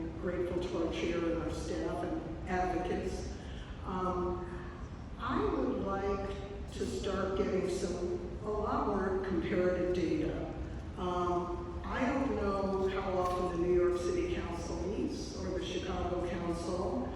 I sort of know, I think New York has 51, I can't remember how many. I mean, I'd like to start seeing the other major cities of this country give us a chart about how their council functions, for example, their voting method. We know New York City has RCD and so on. Because I'm going to say, I've lived in and loved this city for many, many years, since birth. And I'm not up for guinea pigging LA. I do want change. I want a lot of improvement in the delivery of services to this city's residents. And I think the only way to hopefully create some improvement is through some of the things we're talking about. But I really want to know what the other major cities do regarding many of these issues, including, for example, splitting a city prosecutor from a city attorney. I know someone referenced in one of the documents that would be more like the county model. I want to learn more about that. I'd like to actually, I don't know if he would charge too much, but I'd like to get Paul Mitchell here, the redistricting expert. Are you trying? Good. I think, yeah, I know. Yes, redistricting has become an interesting word. But we in our city will, starting in 2030, have an independent redistricting commission. And I'd like to see maps of what our city theoretically could look like with 41, 33, 29, 25, 21 seats on the council. I'd like to see what that would start to look like, understanding, I'm sure full well, that they're very theoretical. But I think they could give us some concrete sense of what this would look like and which of the communities and different ethnic communities and cultural communities, how it might impact. And this man is the expert. And even if we can't get him for a few more months, I highly request that. I also like the data, and it's been brought up here, and in regards particularly to expansion. I like all of it, not just the salaries of the council. I like the benefit package, their perks. I'd like to know exactly what are these discretionary budgets they get for their districts. I don't know all that stuff. I think we ought to have all that because I know, I speak only for myself, that I believe in an expanded council. There's different versions, and I am very committed to trying to avoid increasing costs to the city. So I really want to know what they currently cost us and what they can spend on their district. So that will inform this business of how many should it be and what should compensation be and what discretionary money would they then have. So I think those are most of the kind of data. Am I on track here, Ray? Is this what we're supposed to be doing? Okay. Let me just see, I took a few other notes. I'd like to see best practices regarding particularly this issue of the role of the auditor. Again, best practices major cities. I personally I have always thought that the CFO and the auditing function should be separated, and I would like some alternatives and discussion about what is the best model on that. Because we did, by the way, for those who haven't seen all the input, we got many, many letters supporting Controller Mahia's requests, and I think that's part of the mix, and I'd like to learn more about that.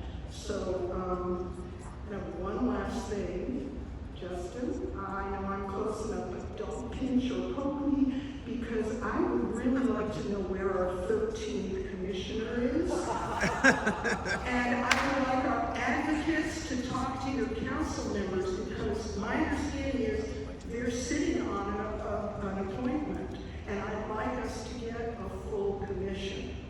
I think I've said enough. Thank you. All right, let this side of the table, of course, we all have the sun in our eyes, but the shady side of the dais, who would like to jump in? Any comments? Commissioner Abner.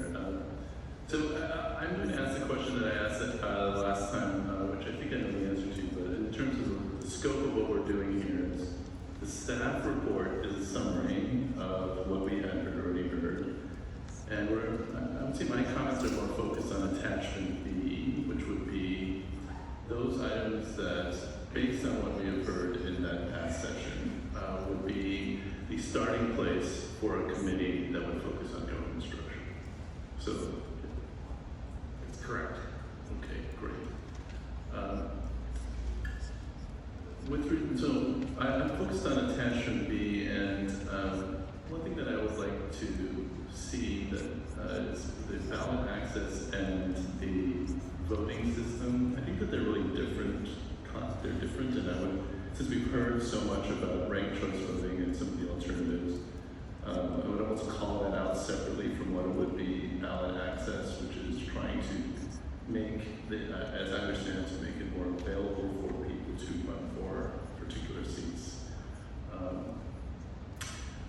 Also, there was a call, I think rightfully, both in the session previously and today, on the cadence of a type of reform commission or something that would happen either at some regular 10-year or 20-year mark, in addition to thinking about what the census does to our district size, so that we are we're not having to rethink everything at the reform level, at the reform commission level, but rather it's built in as population grows, or as what happens at times, I think more in the Midwest, at times shrinks. So,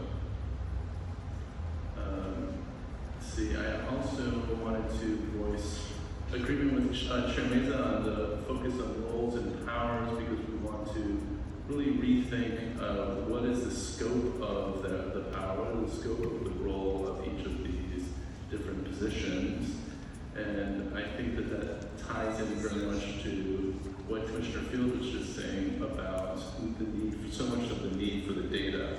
How do we really how do we have an opinion until we know what is the landscape, both of the current LA landscape, including all budgets for city council, what does staff look like, what does resources look like, and then also taking a look at what other cities of like sizes do and how they have either experienced maybe pain we can avoid, but then also success that we can perhaps learn from and actually enjoy as well. So those are my comments. Commissioner Thomas. I don't even know where to start. Let's just press this. Okay. I don't know where to start. There's a lot here. The first thing that I want to say is that I want us to remember that one of the reasons that we're here, every document that has been presented has the word corruption in it. Every single document. That word is found. And so, I'm a bit confused. Now, again, I said this last week, I barely understood how I got on this commission. But I certainly was not appointed by any elected official. And so for me, I'm here for the people.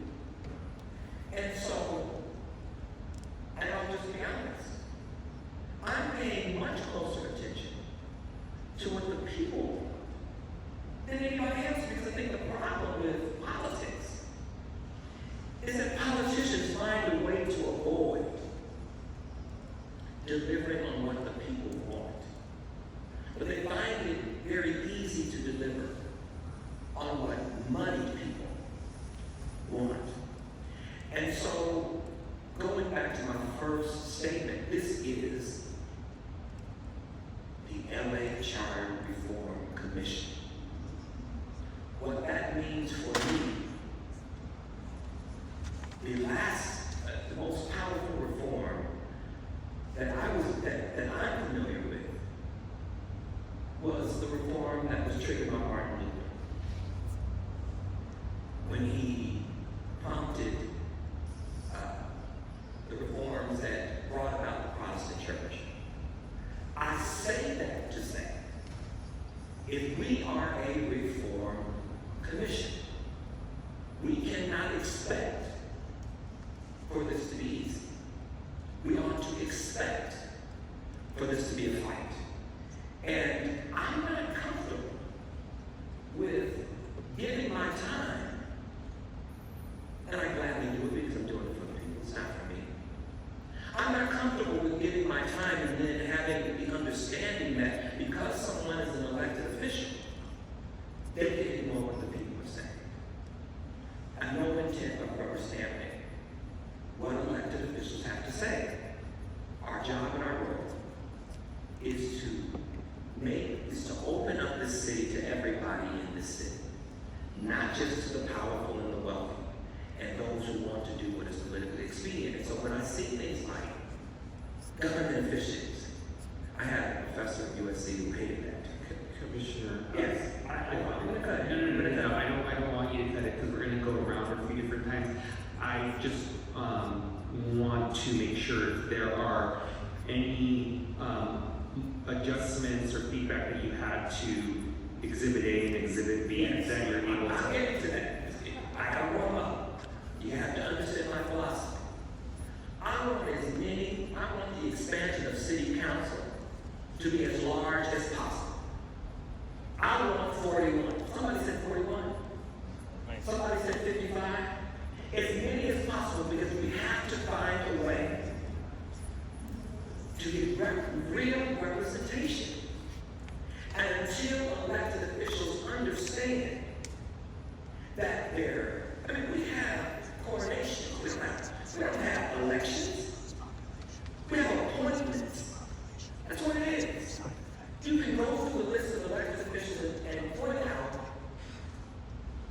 who it was and when it was that they were selected to be in that particular office, even though we voted for them. That's a very important component. And so I want the expansion. 55 may not be enough. I say that because I know in New York, one of the Central Park Five was elected to office. I don't think that would have happened now. And so, and he comes with a beautiful, beautiful person, by the way. It comes with a particular perspective. So, this idea of government efficiency and effectiveness, if government efficiency and effectiveness is not centered in independent people determining what is efficient and what is effective, it's never going to work, in my opinion. And so there are a lot of groups that would love the opportunity. They already are holding or doing what they can to hold elected officials accountable and the way the city moves. What about we start carving out a budget for those groups? The next thing I want to talk about is budgeting, and then I'm done. There's only one group that can determine where the city ought to be spending its money, and that is the people. I don't know why there is this reluctance to allow the people of Los Angeles to determine what the priorities are. We have the technology. Somebody mentioned we need to fold in technology. We have the capacity to find out what people want. And there is a group, and I've invited them to come. It's called People's Budget LA. And they have done a great job of determining, of laying out what it is people want. And what it is people want is strikingly different than what elected officials think they want and where elected officials spend their money. And so I just think it's important that we make those comments. I also think that it's important that when we look at the list, and I'm reading this much better, so whoever did this, thank you. I'm reading this much better. I feel really good about this. But I also think that, as I think someone has mentioned, we certainly need to know, and if I heard you correctly, we're going to get this in terms of what city proposals or elected officials proposals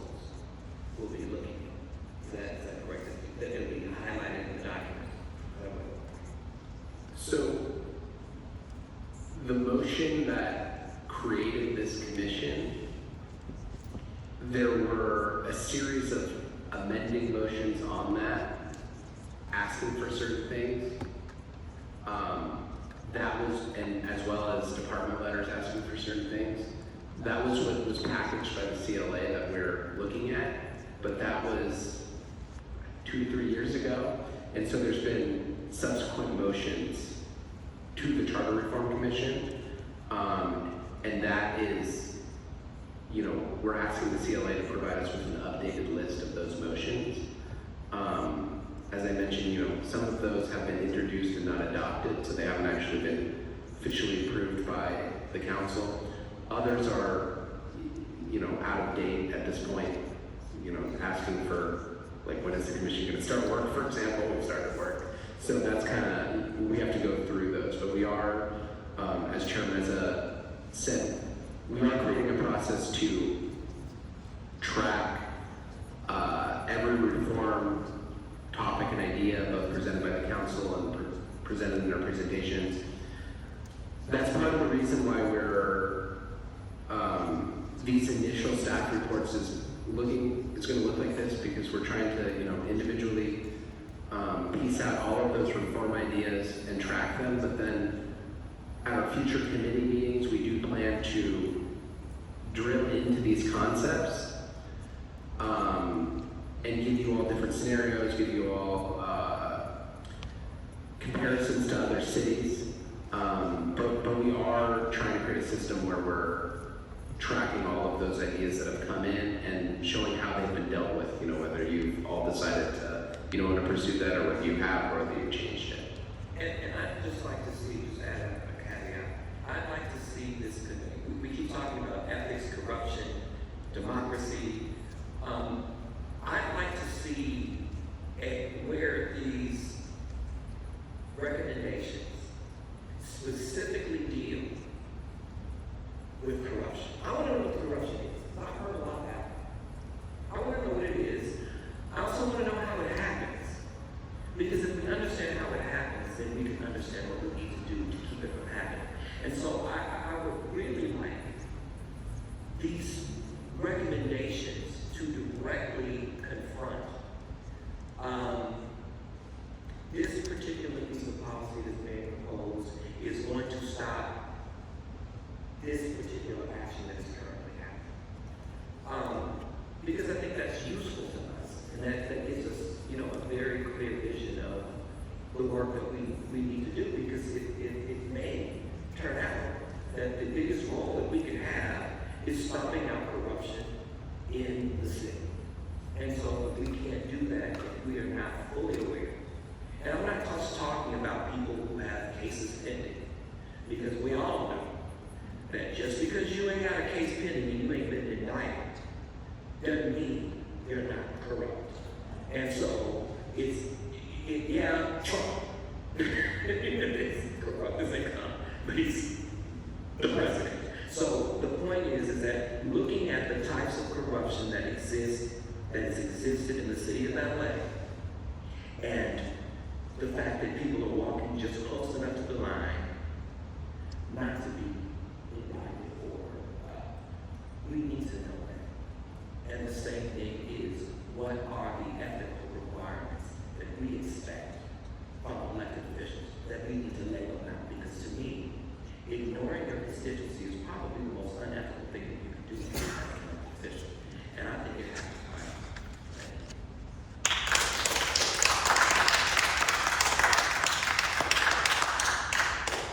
Commissioner Mack, did you have any feedback on the exhibits?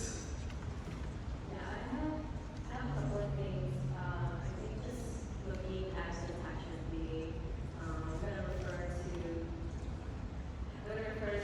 Karen, okay? No.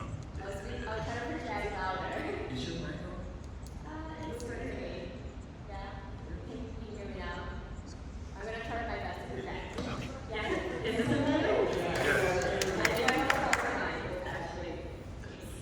I'm going to refer to number 2, attachment B, which is make government more effective and efficient. I think first off, I want to then some of the comments that were made from the public today. I think around exploring the idea of improving access to name it specifically, I think the idea of remote public comment, it's interesting, we did it during COVID. I know that is not an option that we have for this commission or generally for city council regularly. I know the county does it in terms of either via Zoom or call-in, and so I think that's something that is worth exploring if we're going to talk about making government more representative and accessible for the community and public. And then secondly, something that came up a couple of times during public comment today is this idea of language access. And not just access, but also outreach, and outreach that is culturally competent. Both of my parents don't speak English, and so I think I come from a perspective that is very much like, is this something that I can talk to my parents about? To this day, like, I think we've been on, this commission has been going on for a couple of months, weeks now, and I'm still trying to explain to them what is a charter is, and what is charter reform, and what is a commission. So I think just recognizing that language is really hard. Throwing it in Google Translate is not sufficient enough in terms of outreach. I think that brings me to my next point, which is about community engagement and outreach, and happy to hear that City Fabric is coming next week. I will just voice that I am kind of concerned about what is the plan. I know staff have been working closely on what that plan is and what the consultant is going to work on, but I think we'd love to see what that plan is. I feel like since the first time we talked about it to now, like, I'm sure there's been a lot of work, but I think would love to see that in maybe the next meeting, since they're going to be presenting, if that's possible for staff to do. Something that's just on top of my head is like truly just thinking about like where are we going to talk about community engagement and outreach here. I think as right now we haven't done it as a commission, and I think we talked a lot last meeting about the tax schedule, and there was a very lengthy discussion about that, but I think in my head, like community events and outreach is on top of that, and we haven't really talked about that yet, and it's going to take time. It's probably not going to be during these meetings, and so I don't know. I know other commissions are like they have their own committee to talk about how they want to do community engagement, and so I don't know if that's something we want to explore. I do think it is important. I know it's going to take more time, but I think it is crucial because we're going to talk about charter reform, and charter reform that is reflective of what the public wants, the public sitting here today, but also the public that is also not here today in this room. We do need to take in the time to listen and also hear feedback, and also reach the public who, quite frankly, don't know the charter is going on. And so I think that's one part. I think the only way for us to actually get charter reform to city council and for something to actually come out of it is so that we have to work closely with the community. And I think that is the missing part here, recognizing that we have just been doing study sessions, so that has also been helpful in hearing from organizations, but I think we just need to lean in more in the next few weeks on that community outreach and engagement part. Last thing I would say is that I know neighborhood council is on the better government committee section, and so we haven't touched that yet, but I really do think that neighborhood council should be in this committee as well, because if we're going to talk about government structure, neighborhood council is part of government structure. And as we heard earlier about like the inefficiencies with the neighborhood process right now, like we're in a different voting system. You have to like upload proof that you're a stakeholder of a neighborhood council. Most people don't know that you can vote in different neighborhood council districts. This past round, there was no in-person voting for neighborhood councils, and so I think there's just a lot of things for us to explore in terms of making government, including neighborhood councils, more effective and efficient. Those are my 3 things. Commissioner Fuentes, I'm going to use you for my own feedback, which is if you could primarily discuss your feedback on the exhibits, because we are going to go another round on a few other items. Yeah, of course. Just quickly, in terms of requests for information, I wanted to build on what Commissioner Field had shared. So I would be interested in a comparative analysis as well as with multi-member council districts. So building on what Mother shared, as well as what Mr. Thomas had shared about looking into participatory budgeting options. Members of the public have also raised that. So in that revisiting of the cycles of the budget, I think that could be interesting as well, if that data can be provided to us. But besides that, Commissioner Mack was already sharing about neighborhood council, so I'll pick up where she left off. I'd love to see, if it doesn't fit on this chart, then maybe even just supporting information about where we can go in terms of neighborhood council elections, status of neighborhood council members, if they are elected or not, how we could revise that within the charter, the budget advocates and their recommendations being represented either in this, if it makes sense, or supporting documents, as well as the role of the Congress of Neighborhoods in producing a type of white paper legislative report out there. But yeah, that's it for me off the chart. I think there are some commissioners that wanted to go, had additional comments, but wanted to wait for everyone to chime in. At myself and Commissioner Schlager in the queue, I would just say, I think after hearing this discussion and previous discussions on the on city council expansion, we should also put areas to explore our recommendations on addressing the cost question, because I mean, well, it's no secret. I've said in the commission, I've said it to the media, like I support council expansion, and one of the things that people who do not support council expansion, and I think it is a very legitimate concern, is what is the cost associated with council expansion. So we should just, and there are a ton of items that just come to anyone who is like intuitive to contain the cost, but we should start thinking about that in the beginning phases of the research of different options that are available. And I know when we get to additional presentations from academic groups, there's already some that are out there very publicly available. In addition to that, I also wanted just to put another concept on the table for the way in which we categorize city council expansion. Councilmember Rahman talked about this in her comments to us, but other people have mentioned it as well, that if we do city council expansion and do not reform the powers of the elected officials, then we may be exacerbating problems that currently exist. And so I think when we talk about in Exhibit B, city council expansion, we also do have to, like, in some way say, as part of a package related to X, Y, and Z.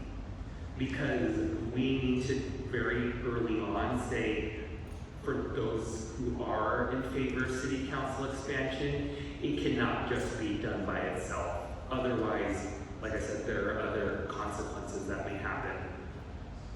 So those are the additional thoughts that I had on the exhibits. Commissioner Schlager and then Commissioner Field.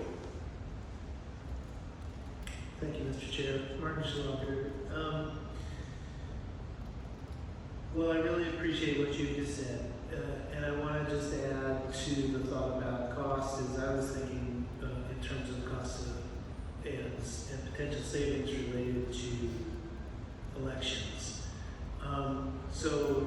And not just the expansion of the council. So the way ballot access is described in the report is less compelling to me than the support for access that comes through public financing and then the controls in place through different ethics rules, right? So I think in terms of representation as an objective, I really like the idea of opening up the question of voting age and opening up to commissions, reducing some of the barriers to that. But in terms of expanding public financing, I think that is a means to expand access and representation as well. And so I'm interested in the cost question as it relates to like this instant runoff voting proposal and whether that provides any potential savings due to campaign time potentially being shortened, and as well as the potential use of public financing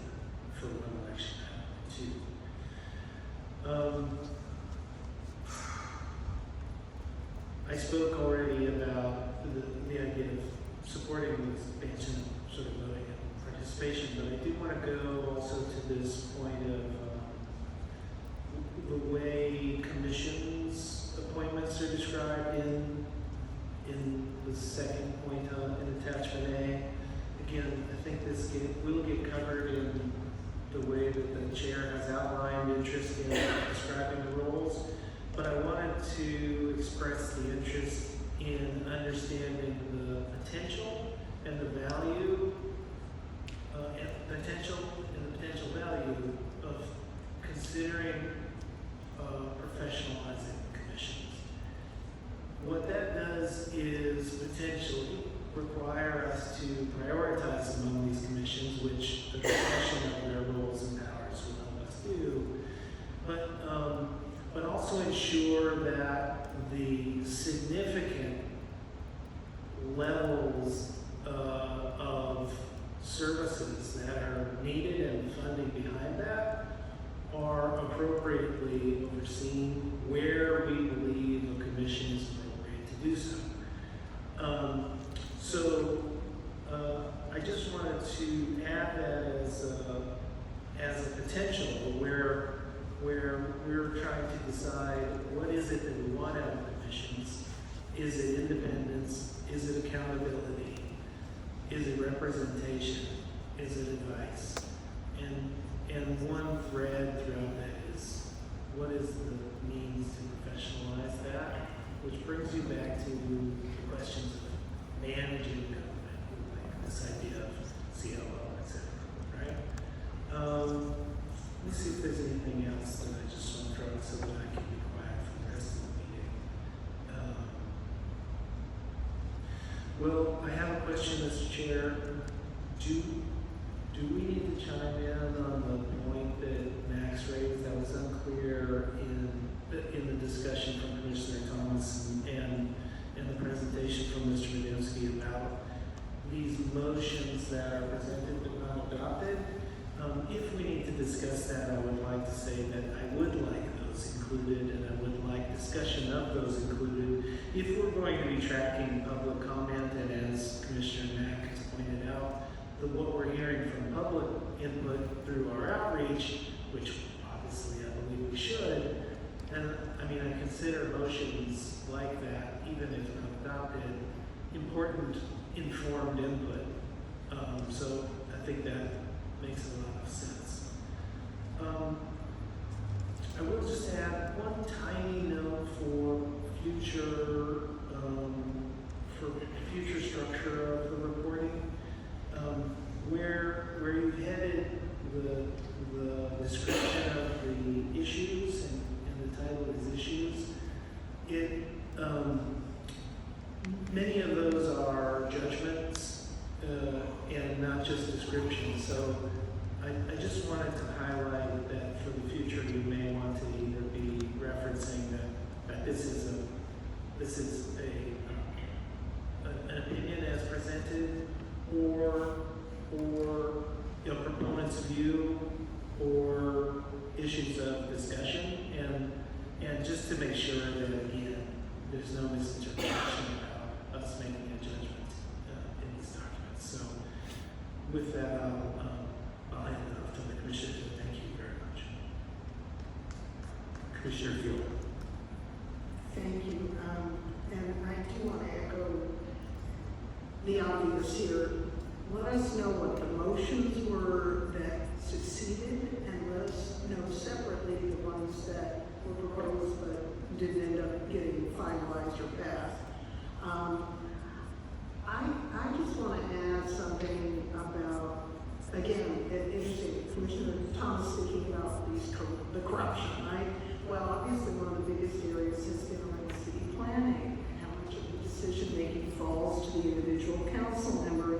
I live in CD 14, where we've seen more than one of our council members, well, at the moment we've got one former council member in prison for precisely those kinds of corruptions. I guess what I want to say is I hope the staff has capacity or can delegate as needed. We must know in the current situation with state law changing the rules for local planning, talking about SB 9 and now SB 79, which is under debate as we speak in Sacramento, NIMBY versus YIMBY kind of stuff.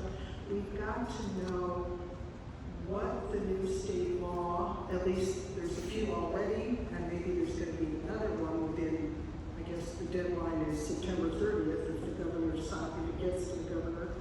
But we need to know what will be left for local planning, and then we need to recreate the planning process. And this whole business of community plans that are 20 years out of date, and all this stuff, we've got to find out what is actually still going to be within the purview of local government around the issue of zoning and planning and housing and where to have housing and what kind of housing.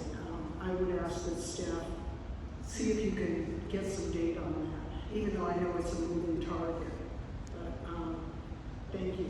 That was my last. Commissioner Yap. Thank you, Commissioner Yap here. Just some reactions. I think we've heard very clearly from both public comment and even from our own discussions that expansion is something that we have to look at very deeply. And it's how we get it done in a way that has also the support to do so from all of the different powerful factions to make it happen. I think Commissioner Scheider's point is well taken in terms of finding the budget and understanding the budget. I also agree with you, Chair Meza, that, and sort of with the comments from Councilmember Rahman, that we need to also address how the power dynamic works in addition to expanding. I think the second observation I'll say at this point is that we've heard so much about alternative methods to voting systems, particularly ranked choice voting, and understanding what that budget savings would be by eliminating a primary and possibly then taking that savings and allowing more access to public funds and still achieve the savings. So you have more access, you have better voting results, lower toxicity, and we have a number of major cities in the United States that have done ranked choice voting. So understanding how, again, to get that done is to focus on the budget and to see what that looks like. So I think this commission is hearing, at least my observation, that expansion, we all want it, or it's never all, but there's a strong level of conviction for wanting it. How do we get that done? Where's the money and how is that impacted? And the second piece is, how do we change our voting system to think about ranked choice voting or some variation of that, and what is that budget savings and how do we get that done? So just an observation of this. And I couldn't agree with you more. Oftentimes when people don't want change, they talk about we can't afford it. And I hope we don't fall for that. There's something called a cost-benefit analysis. Sometimes the benefit outweighs the cost. It's worth it, maybe a little more, but in the long run. At the end of the day, if we eliminate corruption, there's a bunch of savings we get. And so I want to talk about number 6, change ballot access. I don't know if any of you know this, but I ran for CD6. I really did run. I wanted to say something. And I knew as a black person, as a black man living in the San Fernando Valley, the only way that I would have a voice and get an opportunity to say something is to pretend that I was running for city council. And so I paid $600 in order to just go to the different debates, and they still didn't want me to go to the debates, and ask a very simple question. What are you going to do for black people in the back? That question was worth $600. It was And in talking with someone in the civil rights community who currently works for the city, I mentioned the San Fernando Valley and the issues of racial violence in the San Fernando Valley. And they responded, it's like the 30s. The level of racial violence. And so the reason that it is important, because what I did find out in the process of that fake run, so to speak, was I found out that everything that it took for me to get on that ballot, I wasn't willing to commit back to that kind of time. I also discovered that in the process of getting volunteers to sign petitions, that there were people who were paid working for someone who was running, who was bullying the volunteers. Literally bullying them, running them away. And so it's very important. I don't understand if you are a person concerned about this city, you want to be given the opportunity to run. And the last thing I'm going to say is if Donald Trump can be president, anybody ought to be given the opportunity to at least run. To at least run. And so I think we need to look long and hard at the way in which access to the ballot favors incumbents. That's where the coordination comes in. That's my guy. I'm going to need you to pay to get, to go out and solicit signatures, This is how this happens. And then the thing that they tell you is, you have to get, 3 times the number that you need in order to actually have good signatures? It's ridiculous. People who want to be public servants to serve this city ought to be given the opportunity, and just because you are in proximity or you are being, you have been a loyalist to a particular elected official or a relative, doesn't make you more capable of doing what is right. And so,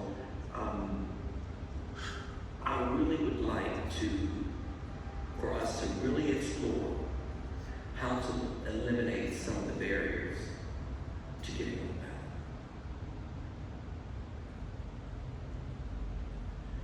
Thank you, Commissioner Thomas. I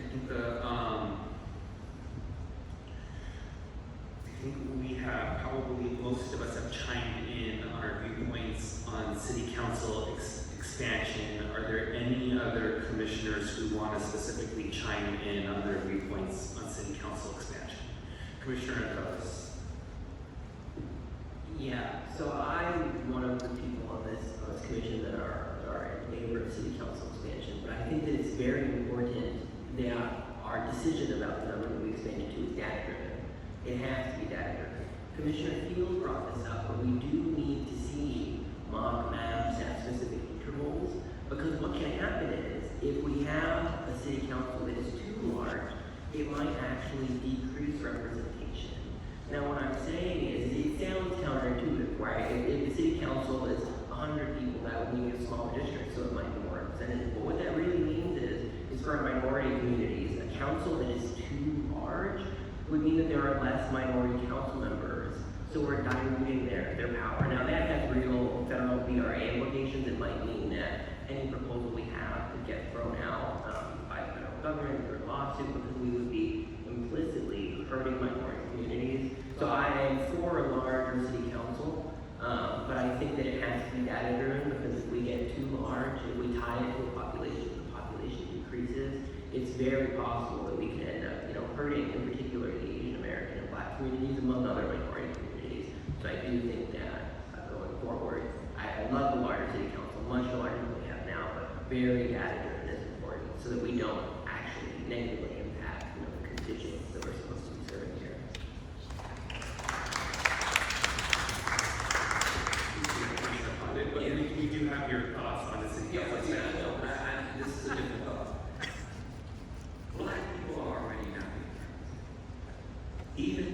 some black elected officials.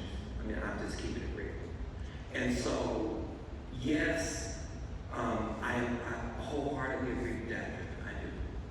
And I wholeheartedly agree with the fact that we need to find a way to make this happen. Right, I totally agree with you on that. But one of the things that I think we never take into consideration is the harm that all of this has already caused to some of the most vulnerable people in this city. And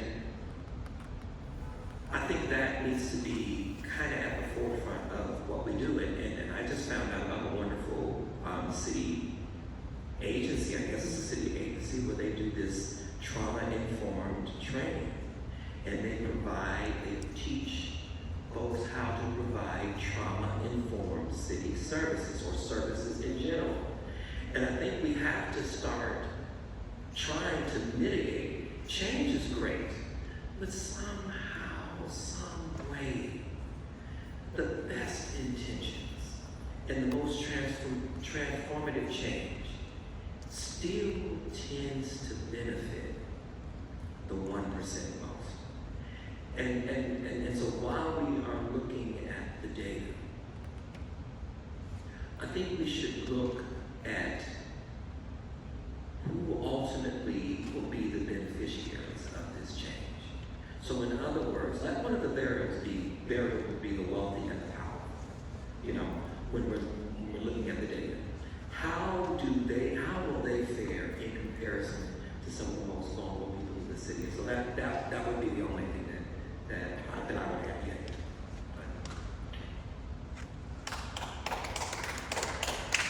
And the last thing I wanted to get commissioners' input on, if they haven't or if they want to add to it, is this thought that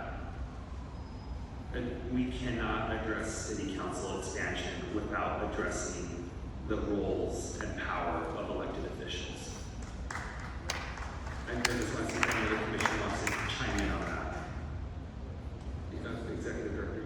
And that's definitely something that we've heard many presenters speak to and give data to, and something that staff will definitely be delving into in future presentations, especially when it comes to comparisons like what are bigger city councils, what are those authorities of those bigger city councils, what powers do they have to give you those data points and those comparisons. That is definitely something that we'll be working on.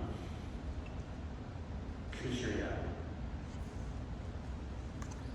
Commissioner Yacob, so I already had voiced my support of this concept. I think that I'm realizing that we will be challenged to balance what has been raised at times, what would get through to city council in terms of not bite size, but like an appropriate size package. So I think that we would want to change powers, but that's critical. We will not want expansion to make things worse, but we'll have to be deliberate about thinking about what powers we change so as to allow a full package to move through. So I think that's just a concept that I want to be thinking about. I appreciate that, Commissioner Yap, and I know Commissioner Field talked about the eventual composition of how recommendations would look. I would ask commissioners to keep an open mind on this. You know, our body, although we only have really a few months, is very unique. The other charter amendments that have taken place over the last 25 years have not been the result of a commission. They've been the result of going through the council process.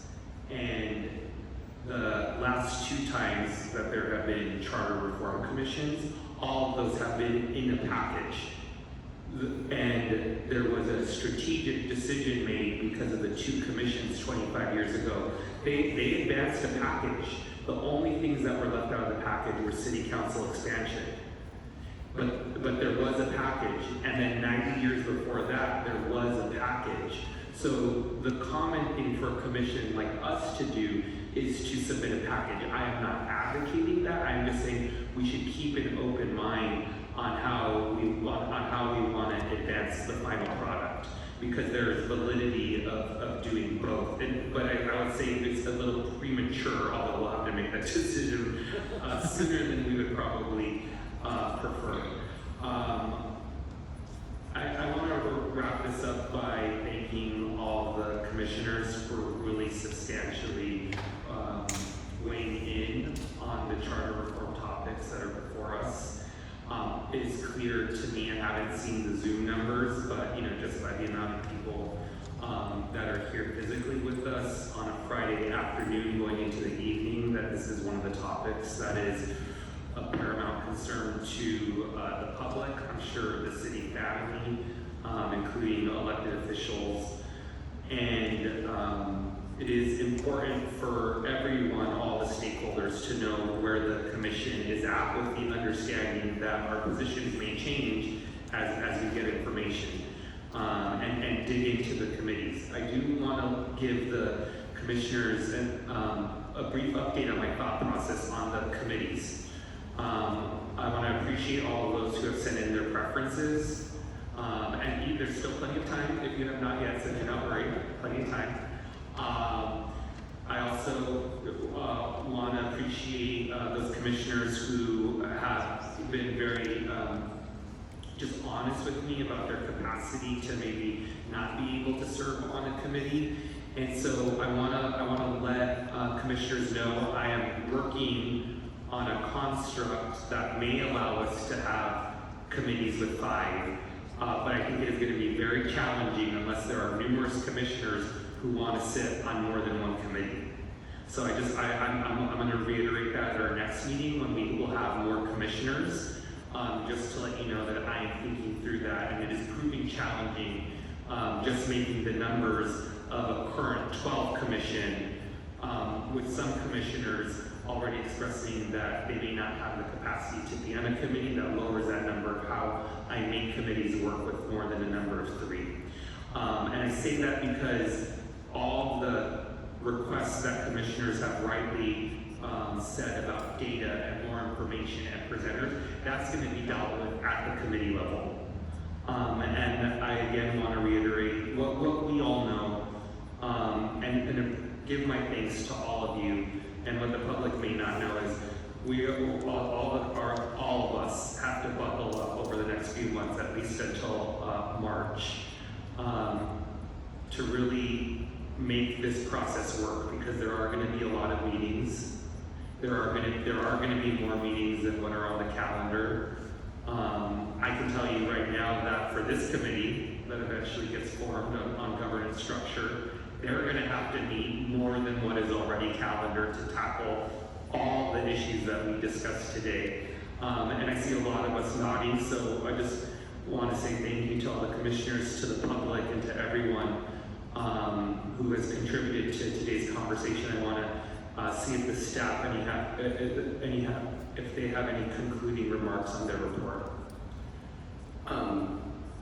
So we will give you all copies of the charter. I think it's very important that we all read it, because a lot of what the work we're going to be doing is editing that document. And I think something that's really important to keep in mind is being prescriptive versus giving flexibility to our policymakers to make decisions. So an example of that is, the budget of council offices, all of that stuff.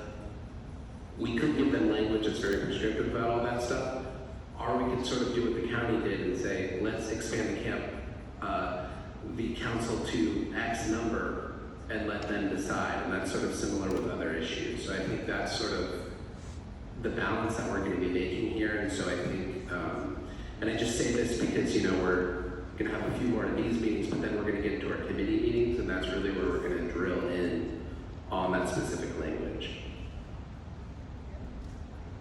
Commissioner Slager. You saw me perk up. Thank you. In terms of the copies of the charter, I'm interested in a digital copy, not just because there's a lot of pages, but because you can search easily. And I just found that the version that you're able to download from the computer is very difficult to work with. And so maybe you guys could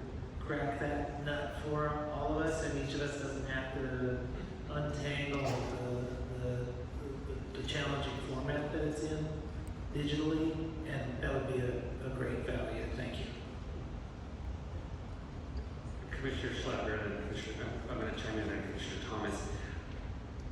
Thank you for raising that, Max. I'm going to read copies for us and for the public on when I was first approached to be appointed, and the first thing that I found was an article by Erwin Cherminsky, who's going to actually present to us at a meeting very soon. He wrote an article called On Being a Framer, which was shortly after their commission concluded their work, and he talked about how exhaustive this process was, but how we deal with things at a local level, but really deal with things that constitutional framers have to deal with. And one of these is going to be this principle of how prescriptive do we want to be in the charter. And I would say, again, we're going to have to find a balance, because there are things that we are going to want to leave. I've heard this sentiment expressed, that there are things that we are going to want to leave to policymakers. But just like the Framers Statute, there are things that we know if we leave to the policymakers may entice avarice. And those are areas where we may want to be more prescriptive. And so I think we should give further thought to certain principles. I know that have been raised, principles that we want the committees to help guide them as they do their work. And this is including others that have been mentioned, modernizing the charter, depoliticizing roles, but we'll have a fuller discussion on that before we get into the committee work. Executive Director? This is great. That's all I gotta say. Yeah. Okay. Can I have a motion to receive and file the staff report with all the feedback that we have given? I'll move that. This is Schlatter. Second. Okay. Commissioner Thomas?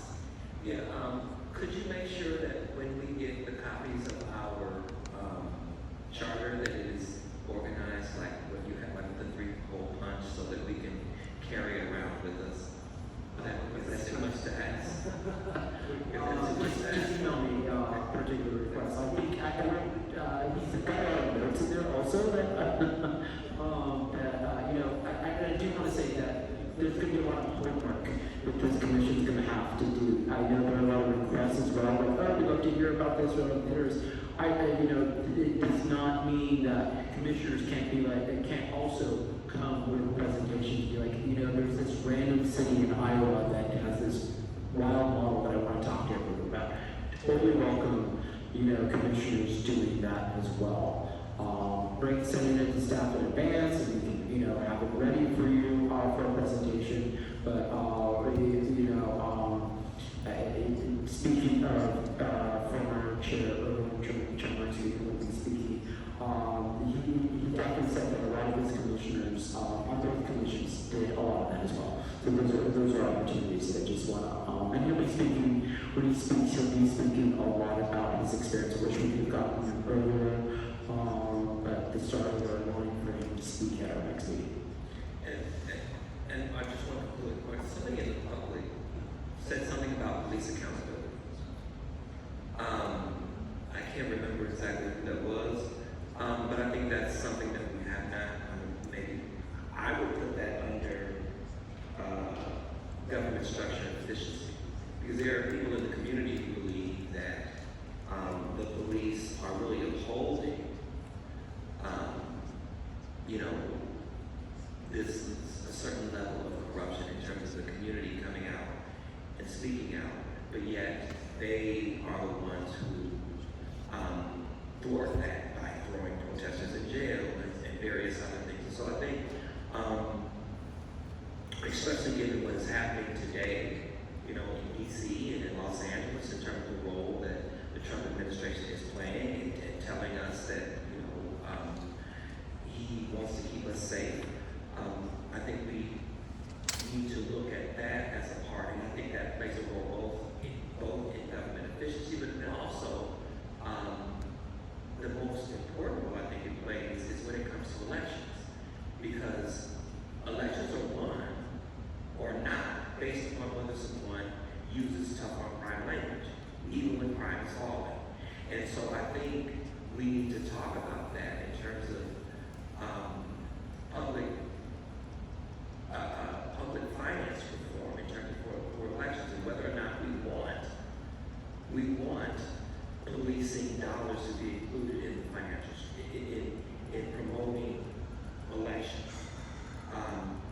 It may be a long shot, but I think that public finance reform in terms of elections and excluding, some of these large kind of interest groups who force elected officials to take particular stances that are often against the folks who live in the city. So I just want to throw that out. I don't want to gloss over the connection between charter reform and what people have coined the protectors of a corrupt governmental system. So I just, that's kind of radical for some people, but that's the kind of language that I have heard. And so I want to just be clear that we include that statement.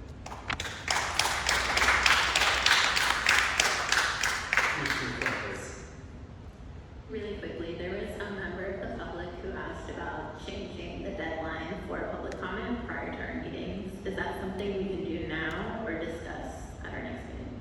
Let me consult with the staff and then report back to the commissioner next meeting.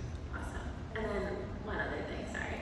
I really liked this chart and the fact that it did condense public comment as well here. If there's something that can be compiled similarly to capture the outreach suggestions that we've been receiving at all of these meetings, I'd be really interested to see that, as well as once our city fabric partner is actually up in motion, assessing whether those needs are being met.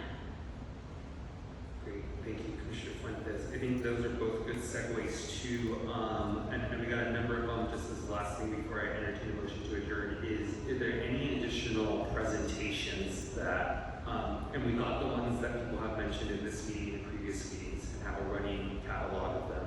Are there any additional presentations that members of the commission would like to see in the future? Well, point of order, I know we had a motion in a second for file, but we didn't take a vote. Thank you for that, Commissioner Andavis. That would be correct. Yes, there was a motion on the table as a duly seconded to receive and file the staff report with feedback that we have given. Is there any objection?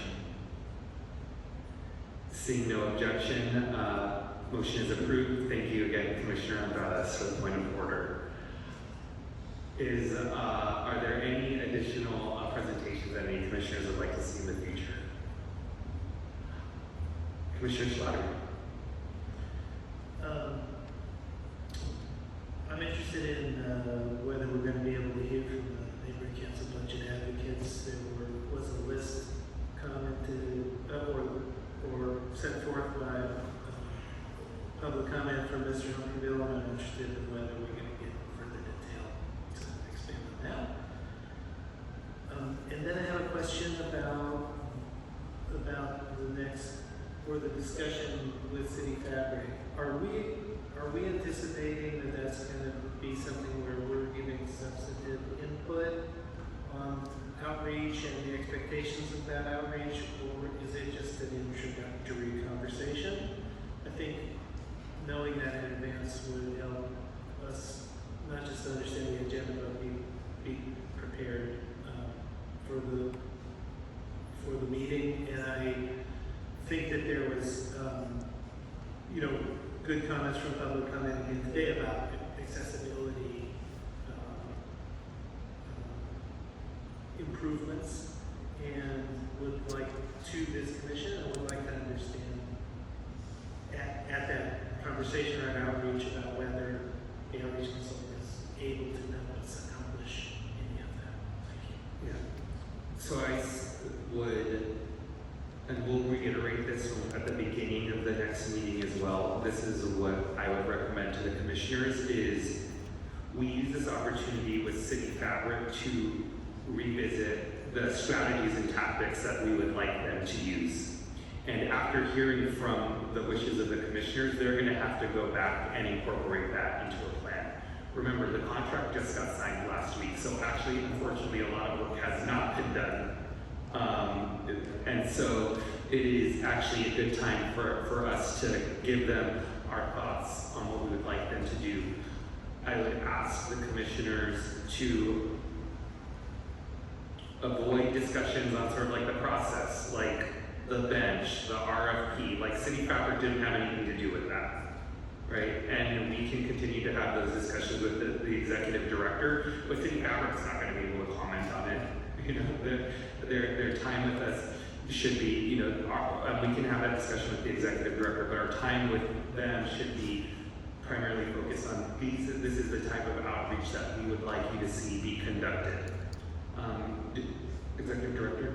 Yeah, I think that's great framing. We're looking forward to that conversation and getting feedback again. I've given examples of commissioners like certain kind of pop-ups or hate certain kind of pop-ups. They want to hear about that. If you know neighborhood groups or other organizations that would be good opportunities for partnerships on the community grants, they'd love to hear about that. They're going to be taking very copious notes, and you've got a lot of roadway still ahead for them to execute their contract and make those changes and see what works. Much like just looking from this, I just want to commend the chair. Just looking from me where on Monday of this week to today, we learned a lot from the first meeting where there was deliberation, I think, and it was implemented today. And they're going to be learning a lot as well from the commission, from executing these things across the city. They have great experience in executing things across the city, but no one's done charter reform, community outreach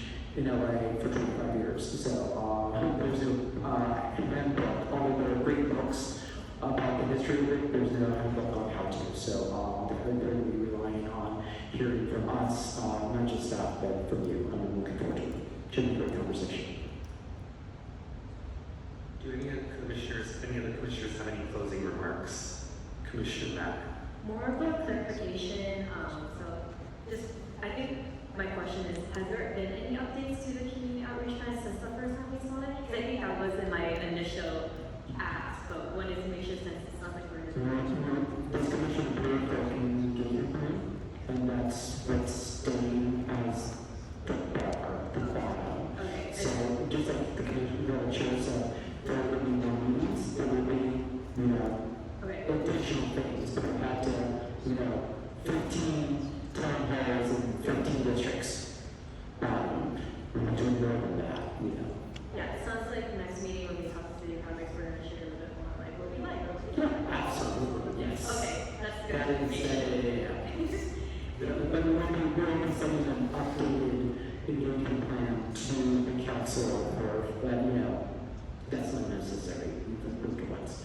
But there's lots of flexibility to do more, not less.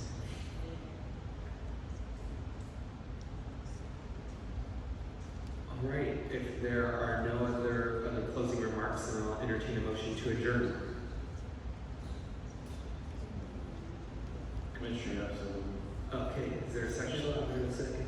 Without objection, we are adjourned. Thank you, everyone.